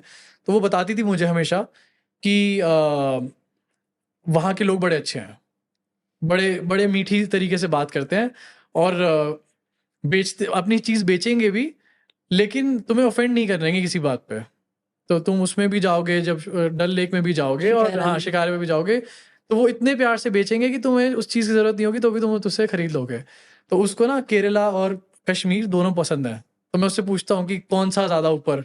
She is my sister. हाँ, मुझे तो भी केरला, हाँ, कश्मीर। केरला कश्मीर। तो वो कहती है डिसाइड करना मुश्किल है, बट देन शी सेज कि कश्मीर, क्योंकि केरला के भी लोग बड़े अच्छे हैं, बताती है। और जगह भी बहुत खूबसूरत है हाँ केरला। हाँ, केरला भी अच्छा है। मैं सच दोनों में। ही जगह नहीं गया, और दोनों ही जगह मेरा कैंसिल हो चुका है कई बार प्लान, टिकट्स होने के बाद। बट वो तो जब भी जाएंगे। लेकिन आपने कश्मीर के लोगों में की वो थी, कश्मीरियत थी, and that was the point. मतलब कश्मीर के लोगों ने उस चीज को ना, जैसे कहते हैं कि अपने हाथ में तभी के तभी ले लिया पूरा। अगर वो चीज नेताओं के हाथ में आ जाती ना, चाहे उमर अब्दुल्ला होते, चाहे कोई भी नेता होता, वहां का नेता अगर आगे आते ना, तो वो मूवमेंट नहीं होता। मूवमेंट तो हमेशा लोगों के आगे आने से बनता है, किसी पार्टी के काडर के आगे आने से नहीं बनता। वो मूवमेंट बन गया 3 दिन के अंदर। वहां पर गोदी मीडिया भी जाके कतरा रही थी, गोदी मीडिया भी, लोग डर रहे थे। गोदी मीडिया को भी फाइनली ये बोलना पड़ गया कि उनका पर्पस ये था। आफ्टर सीइंग कश्मीर रिएक्शन, वो हुआ, कश्मीर के लोगों ने वो किया। आपने बहुत बारीक बात कही कि लोग ताना दे रहे थे, अरे वो भूखे मर जाते इसलिए उन्होंने ये किया। तो भाई इसी बात से, अपने ही इसी लॉजिक से समझ लो कि वो ये क्यों करेंगे, क्योंकि उनको भूखे तो नहीं मरना है ना। बिल्कुल। तो वो तो बाहर की कोई वो ताकत है करवाते जो, ही नहीं। हाँ, देखो, डेफिनेटली इसमें लोकल्स का कोई सपोर्ट रहा होगा, 110% रहा होगा। कोई ना कोई बंदा कहीं ना कहीं लूपहोल रहा होगा। अगर ये घर घर सिंदूर और इस सब से टाइम मिल जाए, तो उन पहले तो भैया 6 लोगों को पकड़ के ले आओ। मैं तो ये कहता हूँ, सबसे पहले तो उन 6 लोगों को, 4 लोग हैं ना, नहीं 6 थे शायद, 6 थे। 6 थे, हो सकता है 4 भी हो सकता है, वैसे 6 ही थे जहां तक मुझे याद है। पहले तो उन 6 को पकड़ के लेकर आओ, उसके बाद उन लोगों को पकड़ो जो लोकली उनका सपोर्ट बने, क्योंकि कोई तो बना होगा, कहीं तो हुआ होगा, कोई लोकल सपोर्ट क्रिएट हुआ होगा। मैं कह रहा हूँ एक ही बंदा हुआ, 2 ही बंदे हुए हो, लेकिन कहीं तो लोकल लेवल पे कुछ ना कुछ हुआ होगा। इन्फिल्ट्रेशन से ही हुआ हो, मैं कहता हूँ वो भी। लेकिन आप उन पे काम करो, घर घर सिंदूर से बेटर ये इंश्योर करो कि आगे कोई सिंदूर कैसे ना उजड़े। देखिए, ये अजीब है कि अकाउंटेबिलिटी ही नहीं तय हो रही है। आए कैसे, इतना अंदर घुस के आ करके कांड करके वापस सुरक्षित चले भी गए, गायब भी हो गए। पुलवामा में भी यही हुआ कि आज तक अकाउंटेबिलिटी का सवाल जो है कि वो आरडीएक्स कहाँ से आया, वो आरडीएक्स कहाँ से आया, किसी को नहीं पता। वो एक्सेस, उसको पता कैसे था कि यहाँ पर एक इतनी वल्नरेबल सिचुएशन है, हमारे फौजी जा रहे हैं। उनको पता कैसे था कि उन्होंने हवाई जहाज, हेलीकॉप्टर मांगे थे ट्रांसपोर्ट के लिए, और उनको नहीं दिए गए, डिनाई कर दिया गया, उनको चारा बना दिया गया। ये सारी बातें तो मलिक साहब ने, सतपाल मलिक साहब ने सामने रखी है ना। पहलगाम की घटना में, और पहलगाम तो चलिए बहुत रिसेंट हो गया, लेकिन पुलवामा की घटना में जो थे आतंकवादी शामिल, आपको उनका नाम पता है? जी। नहीं बिल्कुल, लेकिन मैं आपको पूछूंगा, आप किसी नॉर्मल बंदे से पूछोगे, हम्म। किसी को नहीं याद होंगे उनके नाम। हम्म। हो सकता है उस फ्रंट का नाम कोई बता दे जिसने वो किया है, लेकिन कौन कल्प्रिट पकड़ा गया आफ्टर 6 years, कौन हाथ में आया, उससे क्या इंफॉर्मेशन हमारे देश को मिली जिससे कि आगे ये चीजें ना हो, इसके बारे में कोई बात नहीं कर रहा। हम आगे कैसे अपनी सेफ्टी इंश्योर करेंगे? अगर किसी के घर में चोरी हो जाए, XYZ के घर में चोरी हो जाए, तो वो अपना ताला ठीक करेगा, ठीक है, फिर वो CCTV कैमरा पे देखेगा कि कौन थे, फिर वो देखेगा कि कहाँ से आए, किसने इनको भेजा, क्या करा इन्होंने आके। बैठ नहीं जाएगा अपने घर वालों को या फिर परिवार के अंदर ये थोड़ा ना बोलना शुरू कर देगा कि अब मैंने बदला ले लिया है, ये हो गया मेरा बदला, उनके बारे में बात मत करो कौन थे। अरे वो वापस आ जाएंगे, अगर तुम उनको नहीं पकड़ोगे तो वो वापस आ सकते हैं। आप ऑपरेशन सिंदूर चल रहा है, I salute to my arm forces, operation Sindoor को भी पूरा सल्यूट है, बहुत अच्छा सबने काम किया, सब हमारी आर्म फोर्सेस ने, बहुत ही एक्सेप्शनल सबकी जॉब रही। लेकिन जो क्रेडिट लेने आए बाद में, उनको ये भी तो इंश्योर करना है कि आगे ना हो ऐसी चीज। अगर वो कह रहे हैं कि हमने आर्मी को इनेबल किया, we are the enabler of our forces, सबसे पहली बात तो फोर्सेस किसी की कोई इनेबलर नहीं हो सकता। फोर्सेस का डिसिप्लिन जो है ना, किसी नेता में जिंदगी भर एड़ी रगड़ता रहे तो भी नेता में नहीं आएगा, जो फोर्सेस का डिसिप्लिन होता है। दूसरी चीज, आप इंश्योर तो करो, बताओ तो करो तो उस चीज को। और जब फोर्सेस के अंदर से जो आवाज़ें बाहर आई हैं और जिन्होंने बताया कि हमारे यहाँ प्रोक्योरमेंट की कितनी बुरी हालत है, हाँ, जो चीज़ हमने अप्रूव कर दी, जिसका सारा फाइबर हो गया, एयरफोर्स के वो चीफ ये डिलीवर बात नहीं कह हुआ। रहे हैं। जो जिसका सारा फाइबर हो गया, अप्रूवल हो गया, सब कुछ हो गया, वो डिलीवर नहीं हो रहा है। तो अंदर से हमने उन लोगों को कमज़ोर किया है जो जाके फेस करेंगे। और इसमें बड़कियां कौन मार रहे हैं? जो इससे नोट और वोट की वोट की बात करेंगे, करें, है बिल्कुल। ना, जिनको किकबैक्स भी मिलेंगे। वो सारे रिटायर्ड मुच्छड़ आप देखिए, वो आकर के जो बातें कर रहे हैं वो, और जो वोट की खेती इसमें करेंगे, वही तो। उसने तक मान लिया, वो जो आदमी था, जो GD बख्शी है, उन्होंने तक भी मान लिया कि आर्म फोर्सेस में लोगों की कमी है।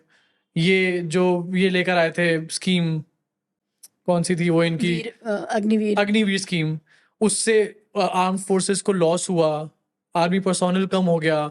सब ये बातें सब सामने आ गई हैं। आप आंखों पे पट्टी बांध के बैठ जाओ। वही कहावत है ना कि सोए हुए को आप जगा सकते हो, जागे हुए को आप नहीं जगा सकते किसी भी हालत में। आप क्योंकि इनको वो नाटक कर रहा है वो सोने नाटक का। कर रहा है सोने का। ये सब बातें क्या, ये क्या है? अगर मैं ट्रू सेंस में बात करूं, ये देशद्रोह है। This is an anti national activity. कि हमारे एयरफोर्स के चीफ ये कह रहे हैं कि there is a delay in our projects. जो ठेकेदार डिले कर रहे हैं वो एंटी नेशनल है, वो देश से खिलवाड़ कर रहे हैं। जो ऊपर से नीचे तक अधिकारी शामिल हैं उसमें, क्योंकि जो प्रोक्योरमेंट होती है, जो भी प्रक्रिया होती है इस सारी चीज की, उसमें पहले तो सरकार का एक रोल होता है बहुत बड़ा, उसके बाद आर्म फोर्सेस का एक रोल होता है।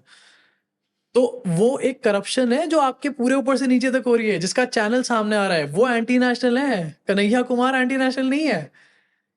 आप रियल एंटी नेशनल को छुपा रहे हो और बेकार की स्मोक स्क्रीन खड़ी कर रहे हो लोगों के सामने कि देखो देखो देखो देखो, ये है ये है ये है एंटी नेशनल। आप देश का कितना बड़ा नुकसान कर रहे हो, कहाँ लेके जा रहे हो इस देश को। कितने और ऐसे लोग, कहीं आपकी इन हरकतों की वजह से पुलवामा के टाइम पे RDX आया, उसके बाद 6 लोग कैसे आ गए? अगर आप बात कर रहे होते हो पुलवामा के RDX के बारे में, 6 लोग आते ही नहीं अंदर। हमेशा ये होता है कि जैसे ही आप नैरेटिव की खातिर असली अपराधियों को छुपा लेते हो और अपने पॉलिटिकल गेन के लिए किसी और आइडेंटिटी पर डाल देते हो सारा मामला, तो अपराधी जो असली अपराधी है, चाहे देखिए मालेगांव ब्लास्ट का आप मामला देख लीजिए, जी। या इस तरह की जो साध्वी प्रज्ञा का जो मामले हैं, जिसमें अब NIA ने ही उसको उम्र कैद की सज़ा रिकमेंड कर दी है, ठीक है, उसको आपने कितना एम्बोल्डन किया, कितना ताकतवर बनाया एक जहरीली मानसिकता की महिला को। बिल्कुल। इतने साल आपने उसको एक इम्प्यूनिटी दी। वो झूठ बोलती रही कि वो कैंसर की मरीज है और उसने गौमूत्र पी के और गोबर खा करके अपने को ठीक कर लिया, कैंसर ठीक हो गया, हाँ। और वो डांस वांस करती रही। और जब उसकी डेट जैसे होती कोई थी, आता था व्हील चेयर बैठ जाती थी, जब उसकी अदालत में डेट फुटबॉल होती खेलती थी, हुई वीडियोस हैं उसके। जी, और जब उसके मुकदमे की तारीख होती थी तो व्हील चेयर पे बैठ जाती थी। तो ऐसी एक महिला को आपने प्रेशराइज देते रहे आप, ठीक बिल्कुल है। तो बिल्कुल। ये आप अपराधियों का साथ दे रहे हैं, सिर्फ ये नहीं कर रहे हैं कि आप अपना पॉलिटिकल एजेंडा सेट कर रहे हैं, विच इज वेरी और डेंजरस। फिर ये कह देना कि गांधी जी पे कुछ बोल दिया मैं तो कभी माफी नहीं करूंगा। मतलब ये अननेसेसरी है ये सब बातें। ये सब ना छोटे छोटे बच्चे केजी के फर्स्ट के भी समझ जाएं कि ये ड्रामा कर रहा है क्या आदमी। ऊना कांड हुआ था तो साहब ने ये कहा कि मेरे प्यारे दलितों को मत मारो, मुझे मार लो। ये बताइए कि एक ऐसी सिचुएशन की हमारा प्राइम मिनिस्टर ये कहे कि हम इस अपराध को रोक नहीं सकते तो उन्हें मत मारो, अपनी ये अपराधी प्रवृत्ति को मेरे ऊपर मैनिफेस्ट करो, मेरे ऊपर बिल्कुल कर दो। इतना उनको रोको ना आप। लीचड़ बात कहना कि बजाय ये कहने की कि अगर किसी ने कि हम इस देश के दलित को के साथ अत्याचार किया, हेट क्राइम किया तो मैं छोड़ूंगा नहीं, ठीक है, ये कहने की बजाय मेरे साथ कर लो, मेरे साथ कर लो। ये क्या बात हुई? और फिर वोट मांगने चले जाते हैं वहां पे। ये सब चीजें, इससे पॉलिटिकल सिनेरियो तो अब बिगड़ ही गया है काफी हद तक, एंड सोशल मीडिया इसको एम्पलीफाई मेरे को लगता है कर ही रही है। सोशल मीडिया की बात आप कर रहे हैं, ये बताइए, ये जो हम आप जैसे लोग बात कर रहे हैं और आपका जो प्रोग्राम है, मैं उसके इसलिए दर्शक हूँ, कट्टर दर्शक हूँ कि आप बहुत गंभीर बातों को ऐसे जबान में और ऐसे अंदाज में, चुटकीले अंदाज में करते हैं कि एक तो वो चुभती नहीं है, ठीक है, दूसरा उसकी जो कन्फ्लिक्ट है, उसके अंदर की जो आयरनी है वो उभर के सामने आ जाती है। तो आप आयरनी बहुत मज़े से निकाल के लाते हैं और समझ में आ जाता है। क्या आप ये बताइए कि पूरा ये जो डिस्कोर्स चल रहा है, पॉलिटिकल डिस्कोर्स, उसको आप जैसे क्रिएटर्स रिक्लेम कर पा रहे हैं? सही आपको लगता है, उम्मीद बनती है किस बात से? डेफिनेटली मुझे लगता है कि जो क्रिएटर्स हैं इस टाइम पर, ध्रुव राठी और बहुत जितने भी क्रिएटर्स हैं, मतलब ये जिस तरीके से कर रहे हैं, जिस तरीके से अपनी आवाज़ को उठा रहे हैं, इससे पॉलिटिकल डिस्कोर्स में एक डेफिनेटली इम्पैक्ट तो पड़ ही रहा है। ये हमने 2024 के इलेक्शंस में भी देखा। ध्रुव राठी ने जब वीडियोस बनाई, लोग थे पहले भी समझ रहे थे इन चीज़ों को, लेकिन जब कोई बड़ा क्रिएटर जिसके साथ इतने लोग जुड़े हुए हों, जो एक लॉजिकल तरीके से चीज़ों को समझाता हो, जब वो किसी बात को बोलता है तो उस बात की इंपॉर्टेंस एक तो ज़्यादा होती है, और लोगों को ना हमेशा एक लॉजिकल रीजनिंग चाहिए होती है अपनी बात को। कई बार जैसे क्या होता है कि मेरे दिमाग में एक थॉट आया कि तड़ी पार पागल है या तड़ी पार ठीक बंदा नहीं है ना, तड़ी पार ठीक बंदा नहीं है, मेरे दिमाग में थॉट आया। अब मुझे इसको बैक करने के लिए, अपने चाचा के सामने बोलने के लिए कुछ तो लॉजिक्स चाहिए। तो कई बार मैं इस वजह से नहीं बोलता अपने चाचा के सामने कि चीचा कहीं बुरा ना मान जाए ये बात सुन के कि मैं तड़ी पार को पागल बोल रहा हूँ या घटिया आदमी बोल रहा हूँ। तो ध्रुव राठी जैसे लोग, बड़े क्रिएटर्स लॉजिक्स प्रोवाइड कराते हैं, उससे लोग उससे एनेबल होते हैं अपनी पॉइंट ऑफ व्यू सबके सामने रखने का, क्योंकि उस पॉइंट ऑफ व्यू के बाद एक डिबेट होती है, उस डिबेट को भी वो काउंटर कर सकते हैं। This is because of these creators, चाहे वो ध्रुव राठी हो, चाहे वो मोहक मंगल हो, या और भी बड़े क्रिएटर्स, रवीश जी है, रवीश सर ऑब्वियसली, अभिसार जी हैं, जितने भी बड़े क्रिएटर्स हैं, इनकी बातों से, इनके लॉजिक से, इनकी सच्चाइयों से लोग एनेबल होते हैं, एंड वो लोग ही फिर समाज में जाके बातें करते हैं। कोई भी चीज़ कहीं पर भी अगर आप देख लो, अगर कहीं थोड़ी गंदगी क्रिएट होनी शुरू हो जाए या फिर गंदगी हो जाए तो सफाई तो होती है, ये कुदरत का नियम है। चाहे वो नेचर हो, चाहे वो नेचर के अंदर गंदगी क्रिएट हो गई हो, चाहे वो एक समाज में गंदगी क्रिएट हो गई हो, चाहे वो पॉलिटिक्स में गंदगी क्रिएट हो गई हो, सफाई जो होना होता है ना, वो कितने भी दिनों में हो सकती है, लेकिन सफाई भी नेचर का रूल है। तो गंदगी आई है तो सफाई तो आएगी ही आएगी, चाहे वो क्रिएटर्स लेकर आए, चाहे वो कोई एक्टिविस्ट लेकर आए, लेकिन एक दिन तो आएगा जिस दिन ये कचरा जो है कचरे के डब्बे में जाएगा, है ना। आप समझ गए होंगे मैं कचरा क्या बोलना चाह रहा हूँ। बिल्कुल मैं समझ रही हूँ, और ये बहुत बड़ी बात है, भविष्य के लिए आशा जगाने वाली बात है कि वो नौजवान जो पॉलिटिकली वो नहीं थे, एक्टिव नहीं थे एक समय में, उन्होंने अब महसूस किया कि उनको आ करके पॉलिटिकल एक्टिविज्म में घुसना है और नैरेटिव में सही पर्सपेक्टिव को जगह मिले, फोकस में रहे। वो बिल्कुल। आपने नाम लिया ध्रुव का, आपने मोहक का नाम लिया, आप या रवीश जी, हाँ, अर्पित है, बहुत सारे लोग हैं। जो पॉलिटिकल जर्नलिस्ट है, मैं उस कैटेगरी को अलग रखती हूँ। हाँ, क्रिएटर्स को अगर मैं बोलूँ तो क्रिएटर्स की बात कर जो रही लोग हूँ। कुछ और चूज कर सकते थे लेकिन ये बना रहे हैं। आप लोगों के बचपन का सपना ये नहीं था। हमारा सपना ये नहीं था, हम शायद कुछ और करना करते या कुछ और कर रहे होते। ध्रुव का भी ये सपना नहीं था, वो कैसे आया, आपके इनिशियल वीडियोस देखे ना, बिल्कुल। है ना। तो ये सारे लोग जो पॉलिटिकल जर्नलिस्ट नहीं है ना, उन्होंने उस तरह से कभी किसी संस्थान में जर्नलिज्म किया, कोई नौकरी की, लेकिन उन्होंने इतना रिफाइंड काम किया है रिक्लेम करने में पूरे नैरेटिव बिल्कुल। को, और इतने कॉमन सेंस है, और इसीलिए आप लोगों की भाषा बहुत सहज है।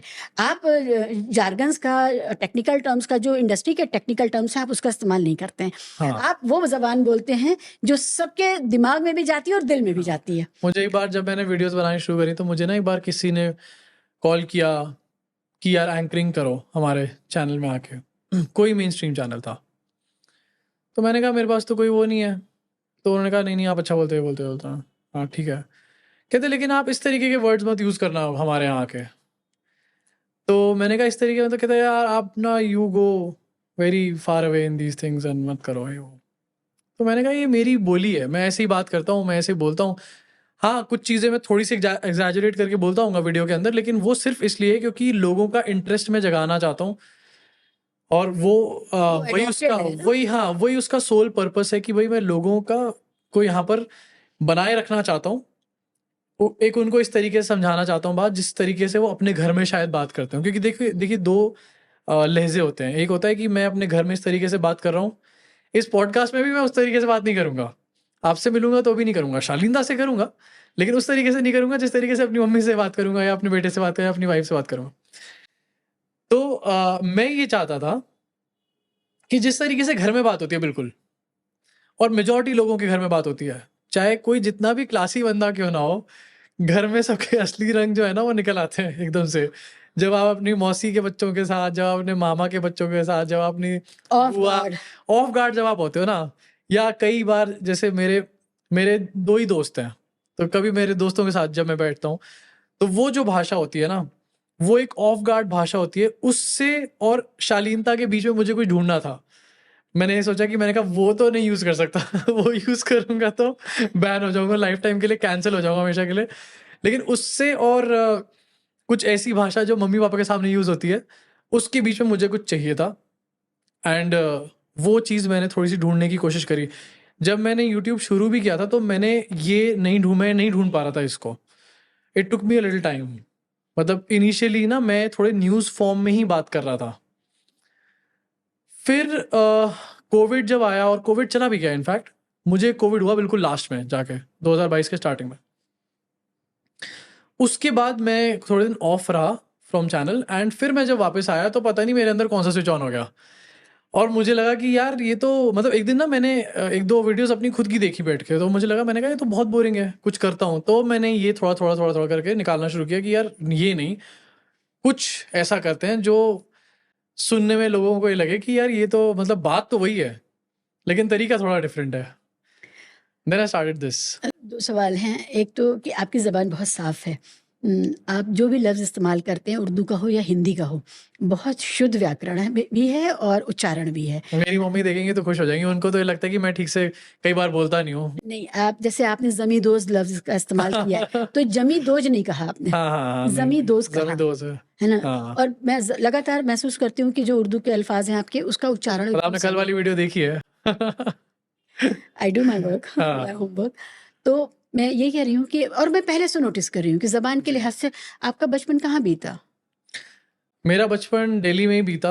हम मतलब मैं दिल्ली में ही पैदा हुआ हूँ 89 में। और जब मैं पैदा हुआ तो आई थिंक मेरे पेरेंट्स लाजपत नगर में रहते थे। लाजपत नगर में भी एग्जैक्टली नहीं, लाजपत नगर के पीछे की साइड विनोबापुरी है एक जगह, जो मतलब लाजपत नगर तो इज़ वेरी अमीर, वो विनोबापुरी इज़ लाइक थोड़ा सा मिडिल उसका क्लास। हाँ मिडिल क्लास वर्जन। तो विनोबापुरी में ही था, मैं पैदा हुआ। और अम, मतलब it was very humble background. मेरे पेरेंट्स को ऐसा नहीं कि मेरी मदर जो है वो एक बहुत अच्छे बैकग्राउंड से आती हैं, बट मेरे पापा जो हैं वो, मेरे दादाजी वो रिफ्यूजी की तरीके से इंडिया में आए जब पार्टीशन हुआ। तो वो उन्होंने बहुत क्रिएट कर लिया, बट उन्होंने बहुत जल्दी वो चले गए इस दुनिया से। आई थिंक 41 के थे। ओह! तो उनका हार्ट फेल हो गया। My father was I think in 6 साल के थे मेरे पापा, और मेरे ताऊजी जो थे वो भी बहुत छोटे ही थे। तो वो मतलब मेरे ताऊजी ने कुछ सँभाला। मेरे दादाजी was doing very well in life. उस टाइम पे आके वो मतलब एम्बेसडर वगैरह खरीदने वाले थे जिस दौरान उनकी डेथ हुई। उनकी कैंटीन्स थी अलग-अलग जगहों पे। सो मेरे father was very humble. Beginnings उनकी बड़ी हम्बल थी। और मेरी मदर की फैमिली से के साथ वो मिल के सपोर्ट से काम भी कर रहे थे, तो हम लोग बिनोबापुरी में मेरी जो एल्डर सिस्टर है वो भी, मैं भी वहीं पैदा हुआ, और उसके बाद मैं दिल्ली ही रहा। Through out I was in Delhi except for these 2 years जब मैं ऋषिकेश में था अपने नाना नानी के घर पे। So there was some financial issues जो बहुत लंबे टाइम चल रहे थे हमारे साथ, तो कुछ टाइम मैं और मेरी बहन हम लोग वहाँ पे रहे, हमने वहीं स्कूलिंग भी करी। तो थ्रू आउट, लेकिन मेजरली मैं दिल्ली में रहा हूँ। यानी दिल्ली में कभी बहुत अच्छी ज़बान बोली जाती थी। दिल्ली में हमेशा अच्छी ज़बान बोली जाती थी, मतलब मेरे को तो मुझे तो यही याद है। मैं टैगोर में था, इट वाज गुड। मैं 2 साल सरकारी स्कूल में पढ़ा हूँ। मैं टैगोर में पढ़ा पहले, फिर उसके बाद में हम लोग 2 साल में 1 साल किसी सरकारी स्कूल में पढ़ा। That was somewhere in Kidwai Nagar, Sarvodaya Vidyalaya था। तो सर्वोदय तो अच्छे विद्यालय होते हैं। सर्वोदय, हाँ, अच्छे विद्यालय होते हैं। तो वहाँ पर मैं पढ़ा, लेकिन टैगोर जैसी वहाँ पर टीचिंग्स नहीं थी ऑब्वियसली, क्योंकि टैगोर एक बहुत अच्छा स्कूल है। तो मैं वहाँ से वहाँ भी गया, और फिर वहाँ से मैं फिर एमिटी भी आया, जो अगेन एक अच्छा स्कूल है बहुत। लेकिन मेरी लैंग्वेज, मेरे बोलने का तरीका, मेरी पर्सनालिटी हो सकता है कभी ऊपर नीचे रही हो, किसी टाइम पर मैं इन्फीरियर फील कर रहा हूँ, किसी टाइम पर मैं थोड़ा सा दब गई हूँ पर्सनालिटी, लेकिन मेरी बोली शुरू से ऐसी रही है। एंड इसका जो बड़ा रीज़न है वो मेरे मतलब पेरेंट्स, उनकी फैमिली, स्पेशली इस चीज़ के लिए ना, मैं अपनी मेरी मेरी नानी माँ जो है, अब तो नहीं है दुनिया में, लेकिन मेरी नानी माँ बहुत बोलने चालने, और उनकी फैमिली जो थी वो बड़े पढ़े लिखे खानदान के थे। तो मेरी मम्मी के जो एक मामा थे, रामानंद दोषी है उनका नाम, वो कादम्बिनी मैगजीन जो थी उसके एडिटर थे, और बिरला के काफ़ी क्लोज थे। उनकी बहुत जल्दी डेथ हो गई थी, उनकी भी कुछ बीमारी हो गई थी उनको। तो मेरी नानी की फैमिली बड़ी पढ़ी लिखी थी, तो वहाँ से ये हमारा जो, हमारी पूरी फैमिली में भाषाई संस्कार वहाँ के। हाँ हाँ हाँ, मतलब वो वहाँ से आते हैं कि मैं, हमारे में हम बिल्कुल, मैं अपनी बिल्कुल नानी माँ को इसका क्रेडिट दूंगा एक्चुअली, मैं और तो किसी को दूंगा ही नहीं असल मैं। में जो घर के किचन की हाँ ज़बान है, जो हाँ, नानी दादी की ज़बान है, बिल्कुल। वही हमारी पूरी हाँ, पर्सनैलिटी पर छा अच्छा, जाती हमारी है। दादी भी क्योंकि सिंगल मदर थी, वो हम्म, सिंगल पेरेंट थी, तो दादी भी, दादी वॉज अ फाइटर। वो फाइट करना उनसे सीखा हमने, कि ज़माने से लड़ना किस तरीके से, वो वहाँ से सीख रहे थे। दादी भी बड़ी हाई फाई स्टाइलिश थी, क्योंकि दादाजी अपने टाइम में अच्छा कर रहे थे काम, तो दादी को भी स्टाइल दादी में पूरा था। फिर मेरे ताऊजी जो थे वो होटल इंडस्ट्री में थे, तो वहाँ से भी थोड़ा सा पकड़ लिया कि यार बात ढंग से करनी है। वो होटल इंडस्ट्री में थे, उनका बेटा भी उसी में ही है, तो वहाँ से समझ में आया। बचपन में बहुत इन्फ्लुएंस रहा ताऊ जी का, बहुत इन्फ्लुएंस बहुत टाइम तक हमारे ऊपर रहा ताऊ जी का, और उनका जो बेटा है बड़ा, मतलब एक ही बेटा, सॉरी, उनका जो बेटा है, उनका जो भैया हमारे, उनका बहुत इन्फ्लुएंस रहा हमारे ऊपर, कि खेल सिखाना से, खेल से लेकर बोलना चालना तक सीखना, हम उन्हीं से सीख कर आते थे। तो आप लोग एक साइड से आप अनडिवाइडेड पंजाब का हिस्सा हैं। हाँ हाँ, बिल्कुल, पंजाबी भी हैं हाँ आप। हाँ, बिल्कुल। मेरे पापा तो पंजाबी हैं बिल्कुल, हाँ वो तो बिल्कुल ठेठ पंजाबी है। मेरी दादी जो हैं वो होशियारपुर की हैं। हाँ। दादाजी भी मेरे होशियारपुर के कोई पास ही जगह थी, वहीं के थे, मुझे एग्जैक्टली नहीं पता, या दादाजी मेरे लाहौर के थे शायद। मेरे को थोड़ा सा मेरे को इसमें थोड़ी सी कंफ्यूजन रहती है, बट लाहौर के थे। एंड या मैं मेंशन करना चाहती हूँ कि वो परिवार जिनका एक बहुत तल्ख तजुर्बा हुआ पार्टीशन का, इसके बावजूद उन्होंने आप जैसे नई पीढ़ी के नौजवान दिए समाज को, जिनके अंदर वो तलखी नहीं है और वो हेट नहीं है, और आप चीज़ों को रैशनैलिटी के साथ में और इंसानियत के साथ देखना चाहते हैं और देख रहे हैं। तो मुझे लगता है कि इसके लिए ऐसे सभी परिवारों को मेरा सलाम रहेगा, चाहे वो इधर के हों, चाहे वो बिल्कुल उधर के हों, दोनों बिल्कुल तरफ, जिन्होंने टॉक्सिसिटी को कंट्रोल किया और उस एक तजुर्बे से सारी दुनिया को नहीं आंकना सिखाया। क्योंकि ऐसे बहुत लोग हैं जिन्होंने उस एक तजुर्बे से, हालांकि वो एक पॉलिटिकल चॉइस थी हमारे लीडर्स की, बिल्कुल। है ना, लेकिन उन लोगों ने इसको एक काले बादल की तरह वो छा गया हमारे ऊपर। लेकिन आप जैसे लोगों से जब मैं मिलती हूँ तो मुझे लगता है कि वो टॉक्सिसिटी नहीं है, ये बड़ी बात है। हाँ, नहीं, लेकिन इसका तो मतलब मैं तो अपना फुल जो क्रेडिट है 2 लोगों को देना चाहता हूँ। जैसे मेरी नानी माँ तो हैं ही, उनको तो दूँगा ही, लेकिन मम्मी से भी हमने बचपन से सीखा, एंड दूसरा क्रेडिट मेरी वाइफ़ को भी है, क्योंकि शादी के बाद भी डिसाइड होता है कि आप कैसे रहते हो। That is a very deciding factor. मेरे हिसाब से बच्चा होना के बाद लोग बहुत थॉट प्रोसेस चेंज होता है, लेकिन शादी के बाद ना इंसान की, स्पेशली लड़कों के सेगमेंट में ना बहुत चीज़ें बदलती हैं, और बहुत फॉर्मेशंस होती हैं उस टाइम पे, कि thought process towards the society, thought process towards महिलाएं आप सीखते हो, समझते हो उसके बाद। तो उसका मैं दोनों को दूंगा कि मदर ने भी मेरे बचपन से लेकर और शुरू मतलब जब तक मैं जवान हुआ, बड़ा हुआ, जब तक शादी हुई, तब तक मम्मी का पूरा वो था इन्फ्लुएंस कि मम्मी जिस तरीके से बात कर रही हैं या मम्मी ने जो सिखाया बेसिकली। फिर उसके बाद ये कि घर में एक इन्वायरमेंट वो बना। तो आपकी वाइफ के लिए भी ये कॉन्ग्रेचुलेशंस है कि शादी के बाद भी आप वो उनको तो इम्प्रेस हाँ, करने के लिए प्रूव कर रहे हैं। ये बड़ी बात है। अगर नहीं बोलता तो नाराज हो जाती है। हाँ, नहीं, ये बहुत अच्छी बात है कि you are still trying to woo her, to impress हाँ, हर, और उनके पैरामीटर्स में बेहतर बनने की कोशिश आप कर रहे हैं। ये बड़ी नहीं अच्छी लड़ते हैं, बात है। लड़ाई भी होती है। कॉन्ग्रेचुलेशन। लड़ाई भी होती है हमारी, हाँ, लेकिन लड़ाइयाँ अपनी जगह है एंड हम्म, जो फैक्ट है वो अपनी जगह है। हाँ, फैक्ट तो क्योंकि फैक्ट है। अक्सर देखा है शादी से पहले की कोर्टशिप में तो बहुत इम्प्रेस करने की कोशिश होती है, हाँ, लेकिन उसके बाद उसके जो बाद तुम देखो कहाँ हम कहाँ हो जाता है। हाँ गार्ड्स हाँ डाउन, हाँ और अपना जो खराब रूप है उसके अंदर एक ट्रेडिशनल पति निकल के आता है हाँ। ना, तो बॉयफ्रेंड वो में। हाँ, वो जो चीज़ है वो दैट इज़ वेरी इंपॉर्टेंट। हाँ, मिसोजिनी जो होती है एक इंसान के अंदर, वो या फिर एक परिवार के अंदर, एक आदमी के अंदर, उसका बचपन से भी एक बहुत बड़ा रोल होता है एंड शादी के बाद का भी एक बहुत बड़ा रोल होता है। कई लोगों के अंदर, कई लोग पता है क्या होता है कि शुरू से नहीं है, but they don't even realise after marriage they become misogynist. पता भी नहीं चलता उनको, हाँ, क्योंकि उनकी वाइफ की जो वो होते हैं थॉट प्रोसेस होता है, हम्म, उनकी वाइफ कचरा लेकर आती है बेसिकली। उसमें ना अपमैनशिप आ जाती है, वन अपमैनशिप की मैं तुम्हारे ऊपर हावी रहूं। तो दो ये वाला जो चक्का है हाँ, पूरे हमारी मैरिड लाइफ का, उसमें ये बहुत बुरा पहलू है कि कौन किस पर हावी रहेगा, कौन किसको दबा के रखेगा। शायद ये भी कुछ अजीब सा है, बिल्कुल। क्योंकि दोस्ती का जो रिलेशन बनना चाहिए वो सबसे खूबसूरत है, और वो हम्म। सबसे अच्छी हम लोग पार्टनरशिप है। एक्चुअली, मैं मेरी वाइफ जो फ्रेंड्स ही हैं पहले से, हम फ्रेंड्स बने पहले, उसके बाद ही मैं बातचीत यही कह बड़ी रही हूँ आगे। कि बॉयफ्रेंड के अंदर जब पति उगता है हाँ हाँ तो वो हाँ, पति तो हाँ हाँ वो हाँ गड़बड़ करता है। तो हाँ आपने अपना ध्यान रखा, आप अभी भी हाँ उन्हें इम्प्रेस कर रही है, बड़ी अच्छी हाँ। बात तो है। हमारी क्योंकि फ्रेंडशिप थी पहले से, और उनकी जो फ्रेंड थी वो मेरी गर्लफ्रेंड थी पहले। तो हाँ, तो वो बड़ा ट्विस्टेड सा है वो वाला, लेकिन वो शी वॉज माई फ्रेंड, और हमने सेम पढ़ाई करी, सेम कॉलेज में गए, सेम पढ़ाई करी, बस अलग अलग हमारे सेक्शंस थे। तो बहुत चीज़ें मतलब सेम हम लेकर आ रहे थे बैकग्राउंड से। Hmm, that helped us a lot and उससे आगे भी चीज़ें बनी। वापस आए आपके काम के ऊपर। बहुत इम्प्रेस कर लिया भाई, बहुत, इससे ज़्यादा इम्प्रेस नहीं कर सकता आपको। तो अब बताइए, ठीक चुनाव से पहले डिजिटल मीडिया क्रिएटर्स को अवार्ड्स दिए गए, बड़े हाँ बड़े, हाँ और पहला ही इवेंट हुआ जिसमें प्राइम मिनिस्टर आ गए। मतलब पहले ये होता है कि इंफॉर्मेशन एंड ब्रॉडकास्टिंग मिनिस्टर पहले करता है, कोई और सीनियर मिनिस्टर करता है, फिर 3-4 साल के बाद के अवार्ड्स में प्राइम मिनिस्टर आते।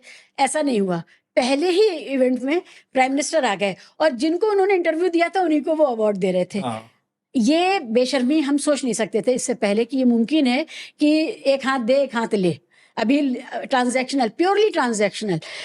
ऐसे दौर में आप एज अ डिजिटल क्रिएटर, आपको ये लालच आता है कि अगली बार मुझे बुला लिया जाए? ये आप बहुत अच्छा सवाल लेकर आए हो कहीं से। लालच तो मुझे कभी भी नहीं आया, और मैं ऐसे अवार्ड से बेटर है मुझे जनता का अवार्ड मिल जाता है, मिला हुआ है। रिसेंटली जो कॉपीराइट का केस हुआ उसमें भी इतना लोगों ने प्यार दिया, इतना ज़्यादा प्यार दिया कि वो प्रधानमंत्री के प्यार से काफ़ी ज़्यादा है।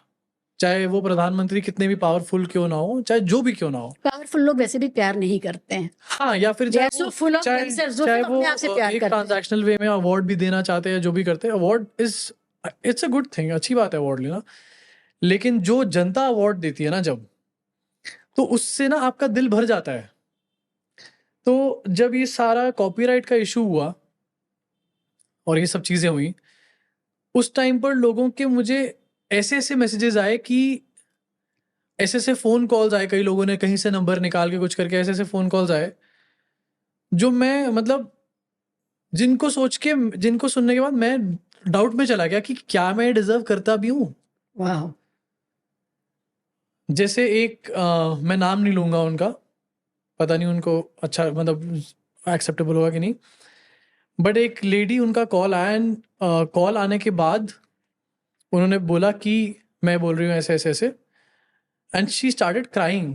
शी क्राइड फॉर एटलीस्ट 7 और 10 minutes. She kept on crying and she said कि मैंने खाना नहीं खाया है, मेरा बेटा आपके जितना है और मैंने खाना नहीं खाया है, और मैं कैसे खाऊं? तो उस फोन कॉल को रख के मुझे समझ में आया, मैंने घर फोन किया और मैंने रियलाइज किया कि मतलब मैं कुछ ऐसा कर भी रहा हूँ जो मैं इतना प्यार डिजर्व करता हूँ, मैं करता भी हूँ डिजर्व।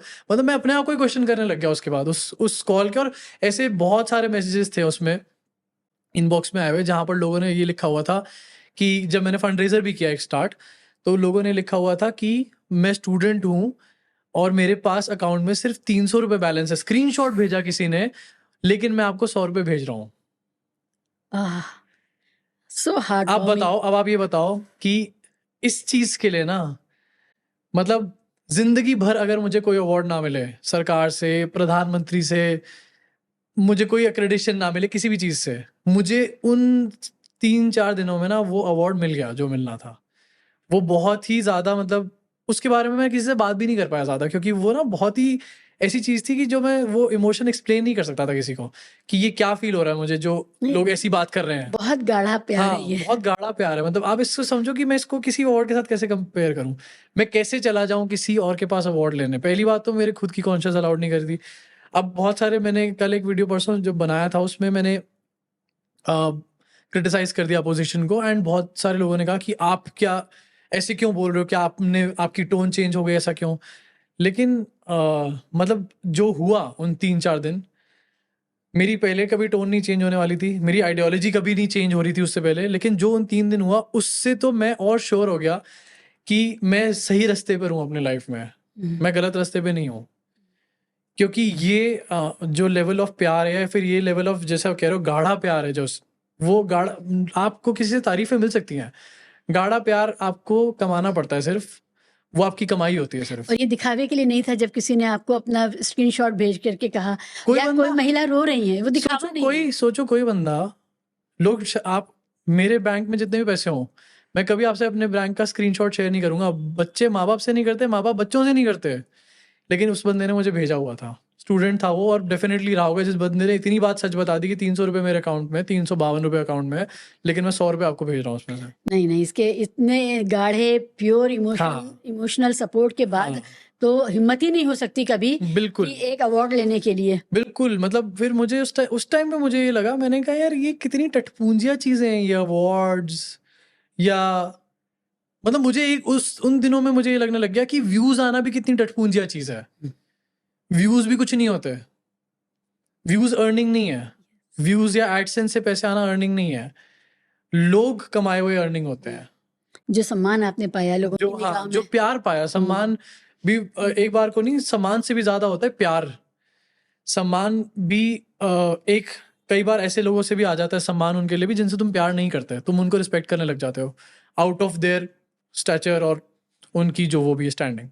लेकिन प्यार तुम किसी से तभी करते हो जब तुम्हें लगता है कि ये हमारे लिए बहुत करता है और ये अच्छा इंसान है, तब तुम उससे प्यार करने लग जाते हो।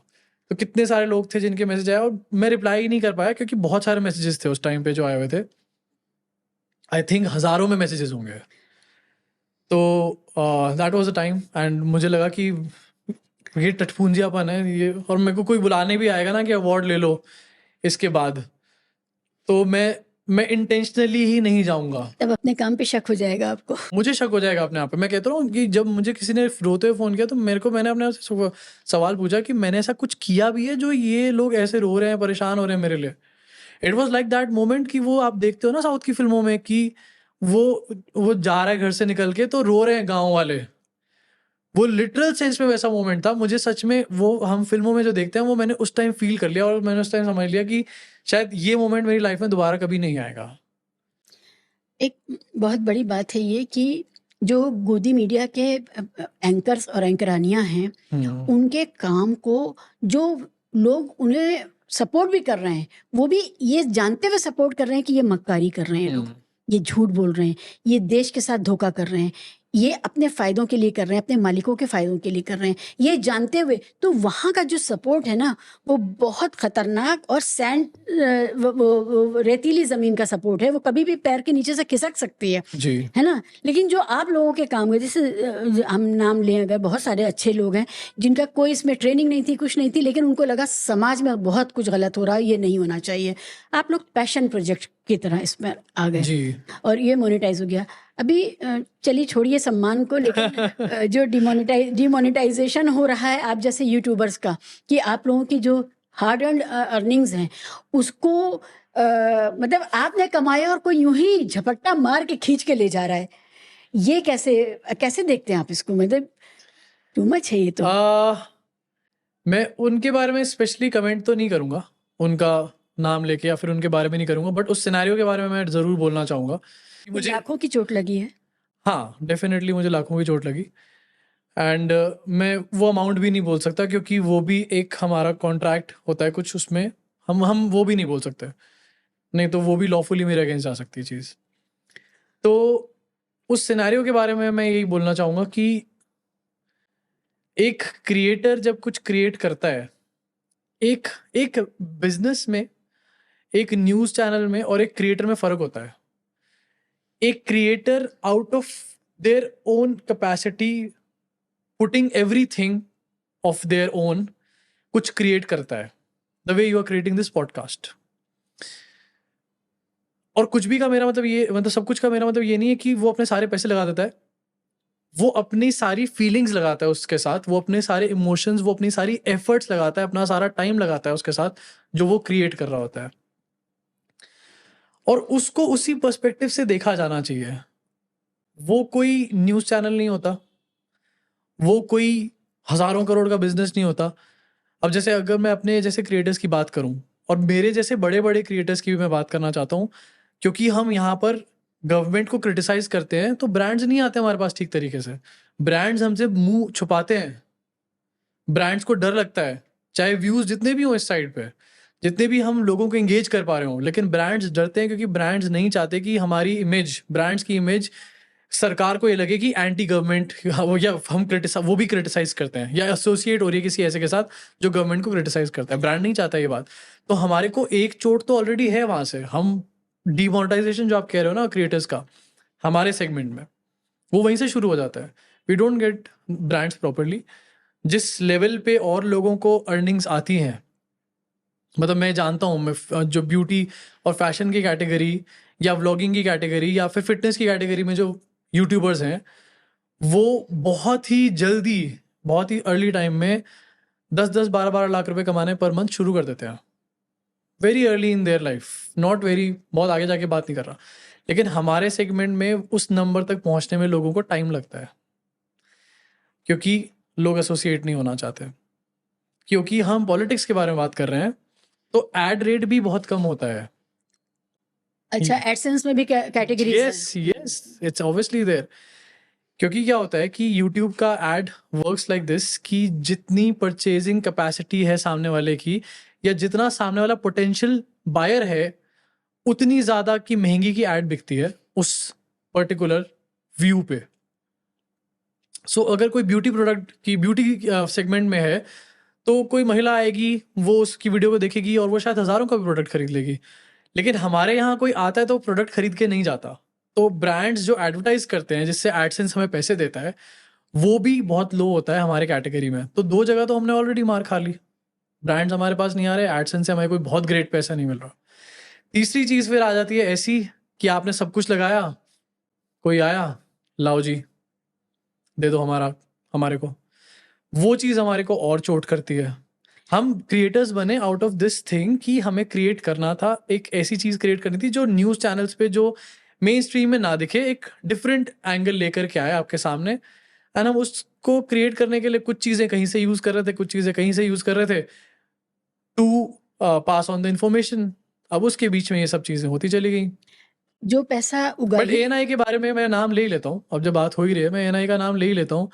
मुझे जो चीज़ अच्छी नहीं लगी, मतलब मैं उनके ऊपर कोई एकदम सीधा जाके लांछन नहीं या फिर आरोप नहीं लगाऊंगा, बट वो मेरे को डायरेक्टली भी अगर रीच आउट करते हैं, अगर मेरे पास ऐसे भी आ जाते हैं ना कि you are using our clips, आप हमें इसका इतना दो या ये पेनल्टी है, और don't use the clips because you are a creator.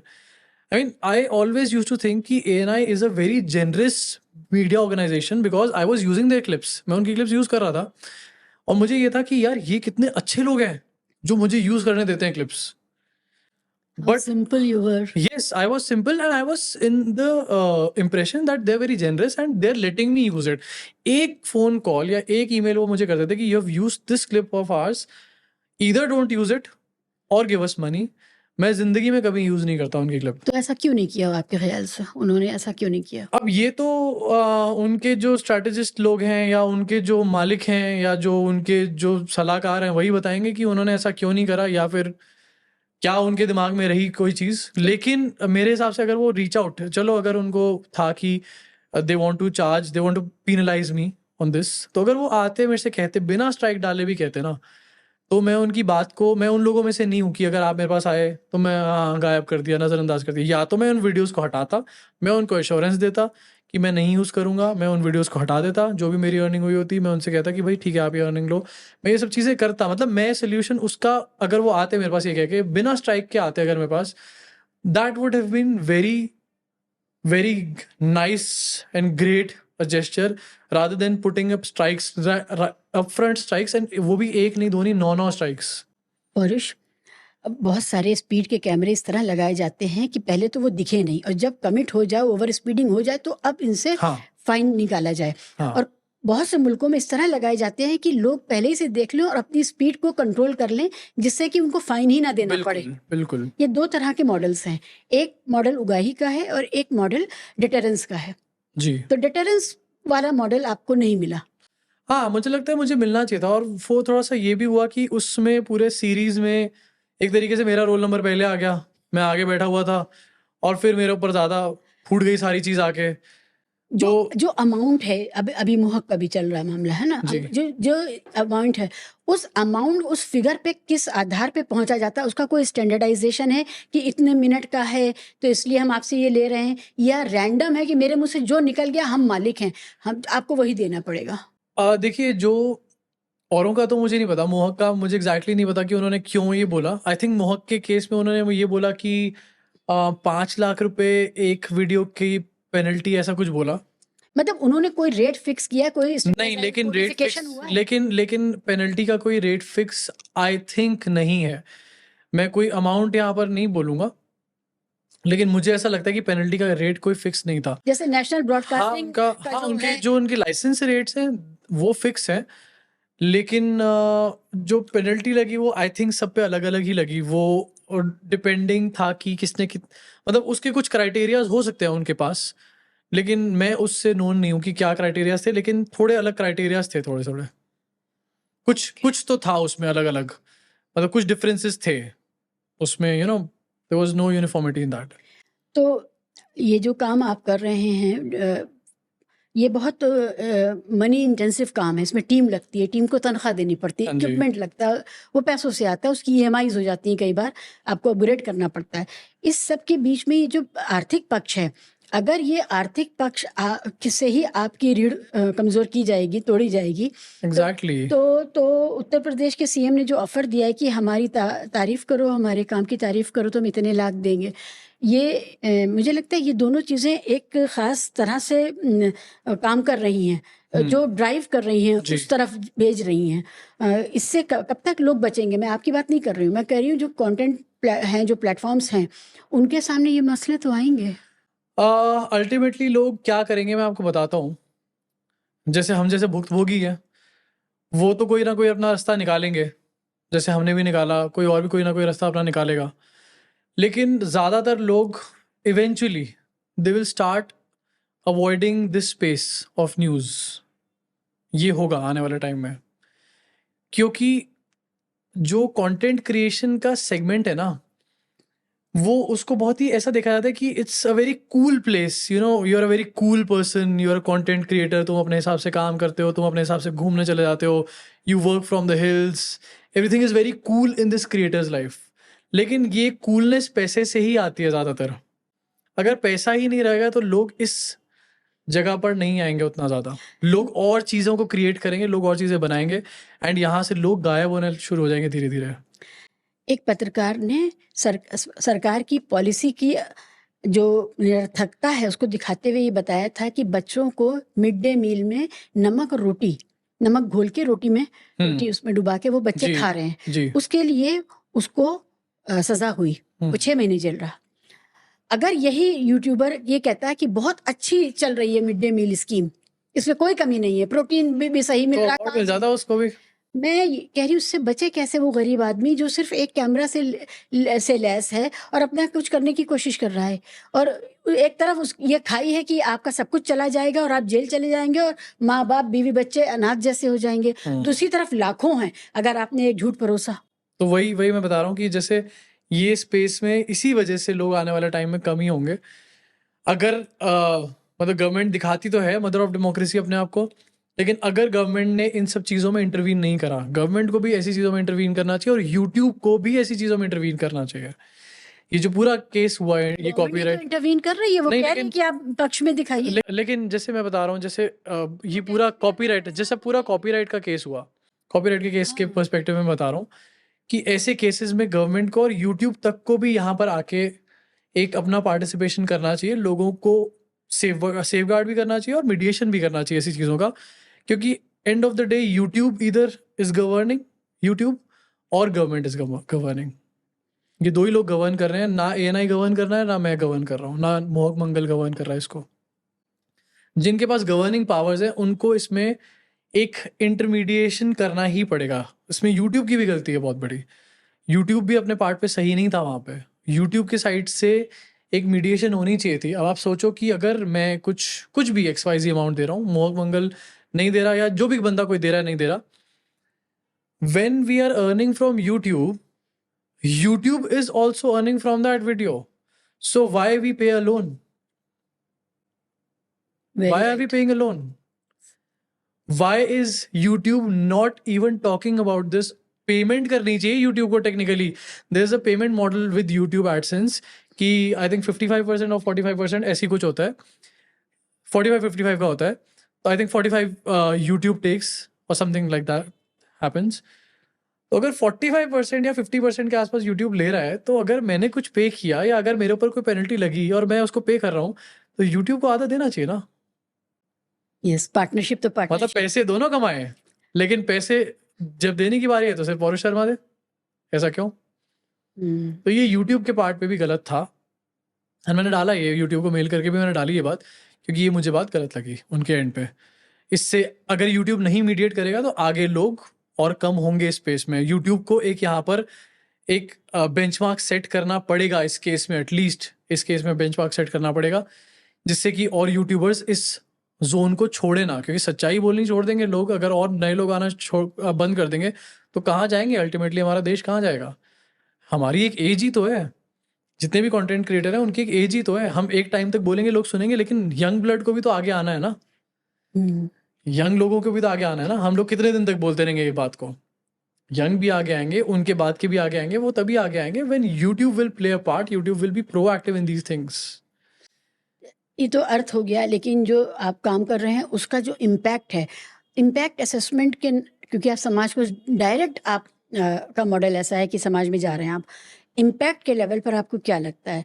एक तो समर्थन मिला लोगों का, ये एक बात है, विचारधारात्मक बदलाव और महसूस होता है कि हाँ, हमने जो एक रिलीजन बेस्ड हाइपर नेशनलिज्म है, हमने उसको थोड़ा रैशनलाइज करने में योगदान दिया। हाँ, डेफिनेटली ये भी पॉइंट मतलब है, और मैंने देखा है इसको एविडेंटली। कई बार क्या होता है कि हम यूट्यूब पे वीडियोस बना रहे होते हैं, and at times what happens is we think कि यार ये मतलब it's not going in some direction, कुछ फर्क नहीं पड़ रहा समाज में इससे।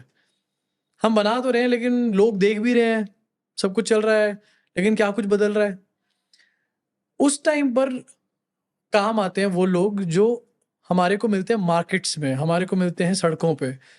तो क्या होता है कि जब मैं निकलता हूँ, यूजुअली मॉल जब मैं जाता हूँ, तो मुझे मॉल में 4-5 लोग नियम तौर से मिलते ही मिलते हैं, जो मुझे देख रहे होते हैं, पसंद करते हैं।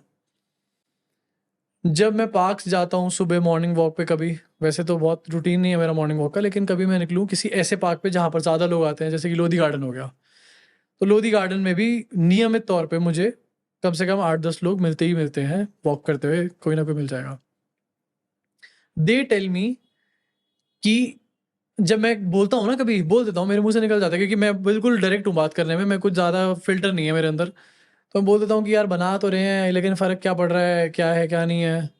तो एट टाइम्स लोग सामने से बोलते हैं कि यार जब अंग्रेज़ों से बिना इंटरनेट के लड़ लिए, बिना इंटरनेट के अंग्रेज़ों को भगा दिया, तो ये क्या चीज़ है फिर? जब अंग्रेज़ों का दौर नहीं रहा बिना इंटरनेट के भी, बिना इतने एक्टिविज़्म के भी, तो ये दौर क्या है फिर?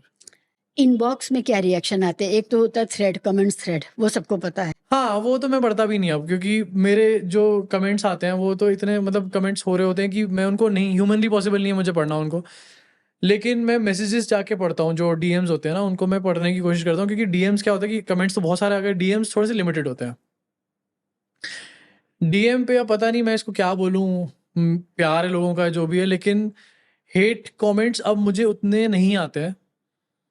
मेरे को प्यार ही ज़्यादा आता है डीएम पे, मतलब लोग मुझे कोई क्रिटिसाइज़ कर दे, मेरे मेरे अपने व्यूअर्स भी मुझे क्रिटिसाइज़ करते हैं कई बार। मैं क्रिटिसाइज़ हुआ हूँ अपने व्यूअर्स से भी, and I take it very positively कि अच्छी बात है, क्रिटिसाइज़ कर रहे हैं, सीखो, नेक्स्ट टाइम कुछ अच्छा बनाओ। लेकिन डीएम में लोग प्यार ही यूजुअली देते हैं। लोग डीएम में भी ये बात बोलते हैं कि यार आप लड़ाई लड़ रहे हो, अच्छी लड़ाई लड़ रहे हो, एंड कीप इट अप। एक कीप इट अप का ना वो आता है, कमेंट बहुत आता है, keep it up, keep up the good work, या कीप इट अप। वो कीप इट अप आप तब पढ़ोगे ना तो आपको नहीं ज़्यादा इम्पैक्ट करेगा, लेकिन जब आप उसके मायने समझोगे इट्स वेरी इंपॉर्टेंट। वो जो बंदा बोलना चाह रहा होता है वो बहुत इंपॉर्टेंट चीज़ होती है, and that keeps you going. वो समरी एक्सप्रेशन है। वो समरी एक्सप्रेशन है, and that keeps you going कि भाई मतलब जब लोग कह रहे हैं तो तुम कैसे सोच सकते इट हो। Also says that we are watching. हाँ, वी आर वॉचिंग। कई बार लोग कहते हैं कमेंट करके कि क्या हुआ, आपकी वीडियो नहीं आई, आपका शो नहीं आया इस पे, इस मैटर पे, ये नहीं हुआ वो नहीं हुआ, एंड देन यू रियलाइज कि यार लोग वेट कर रहे हैं, और लोग जब देखना, अब लोगों के अंदर उम्मीद है तो मैं क्यों उम्मीद छोड़ूं। लोगों के अंदर उम्मीद है और मेरी वीडियोस देख देख के उम्मीद आ रही है, तो मैं क्यों उम्मीद छोड़ूं। क्योंकि कुछ दिन ऐसे हैं, like every day is not the same. किसी दिन आप बहुत मोटिवेटेड होगे, लेकिन किसी दिन आप डिप्रेस्ड भी होते हो। मैं तो इन चीज़ों के बारे में बहुत ओपनली बात करता हूँ कि it's a very common expression. Depression में बंदा चला जाता है कभी कभी, एंड उस टाइम पे दीज थिंग्स हिट यू कि यार मैं जो कर रहा हूँ उससे कोई फर्क नहीं पड़ रहा सोसाइटी पे। बट लोगों से बात करके जब लोगों के मैसेज पढ़ो ना, तो उस टाइम पे पढ़ने चाहिए लोगों के मैसेज, बात करनी चाहिए, निकलना चाहिए। देन यू रियलाइज कि भाई जो तुम कर रहे हो वो सॉलिड है, करते चलो, अब पीछे मत देखो। How lovely. हाँ, लोगों को तुम्हारा तरीका चेंज हो सकता है बार बार। हो सकता है तुम किसी क्लिप्स यूज कर रहे हो, वो क्लिप्स यूज करने बंद कर दो, किसी के नहीं करो, अपना वर्क फ्लो चेंज कर दो, change the way you're talking, change the way you're speaking, but your modus operandi, your fight should remain and you should keep on going in that fight. जंग में अगर सैनिक ये सोच के डिमोरलाइज हो गए, आई थिंक कि किसी टाइम पे जो सैनिक भी होते होंगे उनके अंदर भी एक टाइम को अप्स एंड डाउन्स उनके अंदर भी आते होंगे। आई एम वेरी श्योर कि ये मेंटली उनको होता होगा ये वाला। लेकिन छोड़ के भागने अगर लग गए तो फिर तो पौरुष, मैंने आपको आपके करियर के उस दौर में बुलाया है जब आप एक रफ पैच से गुजर रहे हैं, और स्ट्राइक भी आया हुआ है और बहुत तरह की सवाल आपके अंदर आएंगे। लेकिन इसके बावजूद आपने जिस तरह से पूरी बात बताई है, जितने पॉजिटिव हैं और जितना फ्यूचर के बारे में आप सोच रहे हैं, मुझे लगा कि अंदर की मजबूती बनी हुई है। ये बहुत बड़ी बात है, और ये ऑडियंस का भी इसमें रोल है, ऑडियंस का रोल, परिवार का भी इसमें रोल है, हाँ। और कन्विक्शन का रोल है कि हम जो काम कर रहे हैं वो सही काम है, वो होना चाहिए। एक्चुअली ये भी जो मतलब ऑडियंस का तो है ही, इसमें सब कुछ ही है। एंड हमारे बचपन का भी इसमें बहुत रोल रहा, क्योंकि बहुत टफ मेरी लाइफ बचपन से रही, और बड़े होते होते ये समझ में आ गया कि लड़ाई को आधे में नहीं छोड़ सकते। जब आप गरीबी गुर्बत में हो ना, तो आपका सबसे पहला रिस्पॉन्स जो होता है वो लड़ाई होती है, हालातों से लड़ना, संघर्ष। सबसे पहला आपका रिस्पॉन्स वही होता है, चाहे आप 5 साल के हो, 10 साल के हो, या 80 साल के हो। वो संघर्ष आप करोगे, वो लड़ाई आप करोगे, तो वो उस गुर्बत उस टाइम पे लगा कि यार बड़ा लंबा प्रॉब्लम का टाइम चल रहा है, बड़ी प्रॉब्लम परेशानी, ये ऐसा लाइफ क्यों देखनी पड़ रही है हमारे को। लेकिन आज ये रियलाइज होता है कि क्यों उस टाइम से हम क्या बने हैं। आज ये समझ में आता है कि जब ये पूरा केस हुआ ANI वाला भी, अच्छे अच्छे क्रिएटर्स को मैं जानता हूँ कॉपीराइट स्ट्राइक देख के जिनकी हालत पस्त हो जाती है बिल्कुल। 3 कॉपीराइट स्ट्राइक अगर आप देख लो अपना यूट्यूब क्रिएटर स्टूडियो खोल के, तो लोगों को कई बार पैनिक अटैक भी पड़ जाते हैं। एंड बहुत ऑब्वियस है, आप 6-7 साल से कुछ कर रहे हो, एकदम से आएगी कॉपीराइट स्ट्राइक और आपको पैनिक अटैक हो जाएगा। आधी रात को सुबह 3 बजे मैं उठा जब मेरे को ये स्ट्राइक्स दिखी। मैं नींदों में था उस टाइम पे, मेरे को 3 बजे स्ट्राइक्स दिखी। मैं मेल चेक करता हूँ और नींदों में मतलब मेरी आदत है कि मैं रात को सोते भी अगर मेरी नींद खुल जाए 2 बजे तो मैं पहले मेल चेक करता हूँ, फिर व्हाट्सएप देखता हूँ कि कोई इमरजेंसी में तो नहीं है। बस ये 2 चीज़ें मैं करता हूँ, और अगर लंबी देर के लिए खुल गए तो ट्विटर पे चला जाता हूँ। तो मैंने देखी 3:30 सवा 3 बजे मेरी नींद खुली, तो ये मेल 2 आए हुए थे एंड 3 सवा 3 बजे मैं गहरी नींद में था उस टाइम पे, और मेरे को 4 या 5 सेकंड मेरी सांस चढ़ी एकदम शुरू में, मुझे भी चढ़ी सांस हल्की सी कि मतलब तौबा ये क्या हो गया एकदम से। बट विद इन 5 सेकेंड्स और 6 seconds I was ready with my action plan. वाह, और वो मुझे मेरी गुर्बत के दिनों ने सिखाया है कि मुश्किल से मुश्किल सिचुएशन में भी तुम्हें अपना लड़ाई के बारे में प्लान करते रहो, सिर्फ उससे हारो मत, लड़ने के बारे में प्लान करो। सेल्फ मेड लोग जो होते हैं वो जीरो से स्टार्ट करने के लिए हमेशा तैयार होते हैं। हाँ वो हम तैयार है। तो जब मुझे ये भी समझ में आ गया कि स्ट्राइक्स आ गई, एक पॉइंट ऑफ टाइम मुझे ये भी लगा कि हो सकता है चैनल चला जाए। मैं रेडी हो गया था इस चीज़ के लिए, मैंने दूसरा चैनल भी क्रिएट कर दिया था। इनफैक्ट उस पर भी मैंने एक वीडियो डाली और वहाँ पर ही 60,000 सब्सक्राइबर हो गए। इतना प्यार था लोगों का, 1-2 मतलब कुछ घंटों के अंदर ही वहाँ पर 55-60,000 सब्सक्राइबर हो गए, पहुँच गए। लेकिन वो सब चीज़ें जो थी वो यहाँ से निकल के खड़ी हुई कि मतलब मैं रेडी था, I was ready to fight another war, कि अगर ये यूट्यूब बंद हो गया तो मैं यूट्यूब दोबारा खड़ा करूंगा अपना। मैं उसके लिए भी रेडी था। It is so exciting. हाँ, मैं उसके लिए रेडी था बिल्कुल। मैंने इसलिए दूसरा चैनल बना दिया था कि मैंने अपनी वाइफ को बोल दिया था कि दूसरा चैनल बना देंगे, कोई बात नहीं, बंद हो जाएगा, दूसरा चैनल बना देंगे। और ये जो दूसरा चैनल और लड़ाई की भावना और मादा आपके अंदर कि नहीं हम अपनी बात के में अड़े रहेंगे, यही सब कुछ है। This is the stuff life is made of, and we are doing this only. यही लड़ाई हम एक बहुत बड़े पर्सपेक्टिव पे लड़ रहे हैं इस टाइम पर। कि जैसे ये लड़ाई है अब, मतलब एक लड़ाई इस टाइम पर ये भी शुरू हो गई कि फेयर यूज ऑफ कंटेंट की लड़ाई। एंड अब बात कर रहे हैं लोग इसके बारे में, क्योंकि ये एक बहुत इंपॉर्टेंट चीज़ है। Like we make videos, we create videos, ये छोटे छोटे क्रिएटर्स हैं हम, चाहे हम में से कोई कितना भी बड़ा क्यों ना हो जाए, लेकिन एक फेयर यूज पॉलिसी होनी चाहिए। आई थिंक उसके बारे में भी अब हम लड़ रहे हैं, बोल रहे हैं, बोलना ही इसके बारे में लड़ाई करना है। बिल्कुल। और बड़े क्रिएटर्स भी बोल रहे हैं फेयर यूज पॉलिसी के बारे में।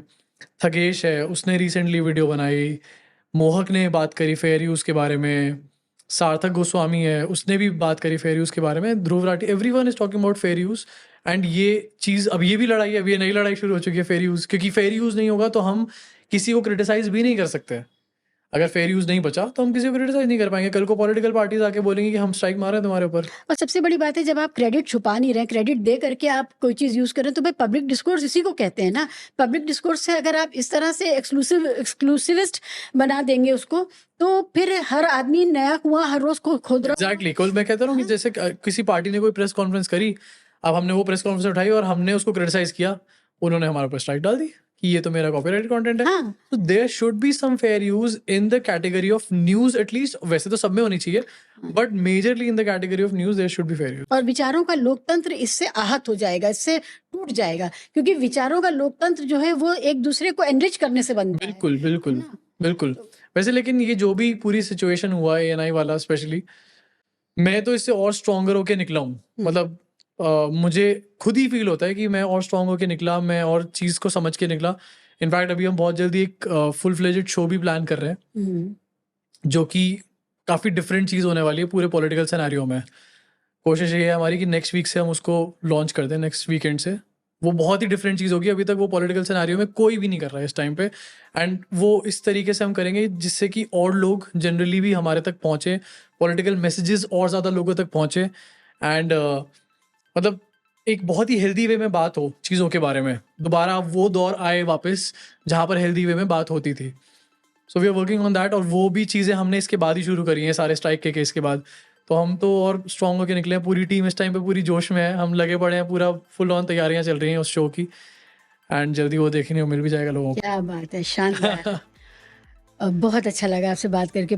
Thank you so much. Encouragement भी मिला, धीरे धीरे मुझे भी ताकत आ रही थी सोच करके कि नहीं, आप एकदम मुस्तैदी से लगे हुए हैं और कहीं से भी कोई डिप्रेशन नहीं है। ऑप्शन ही नहीं है ना भाई, डिप्रेशन का ऑप्शन नहीं बचता। जैसे वही मैंने बताया ना कि गुर्बत के दिन में कोई ऑप्शन ही नहीं बचता ना, कि भाई लड़ना ही लड़ना, नहीं तो सर्वाइवल की लड़ाई है, लड़ना पड़ेगा ही। अब ये भी आज भी वही लड़ाई लड़ रहे हैं। किंतु परंतु पे आने के लिए बहुत शुक्रिया। Thank you so much.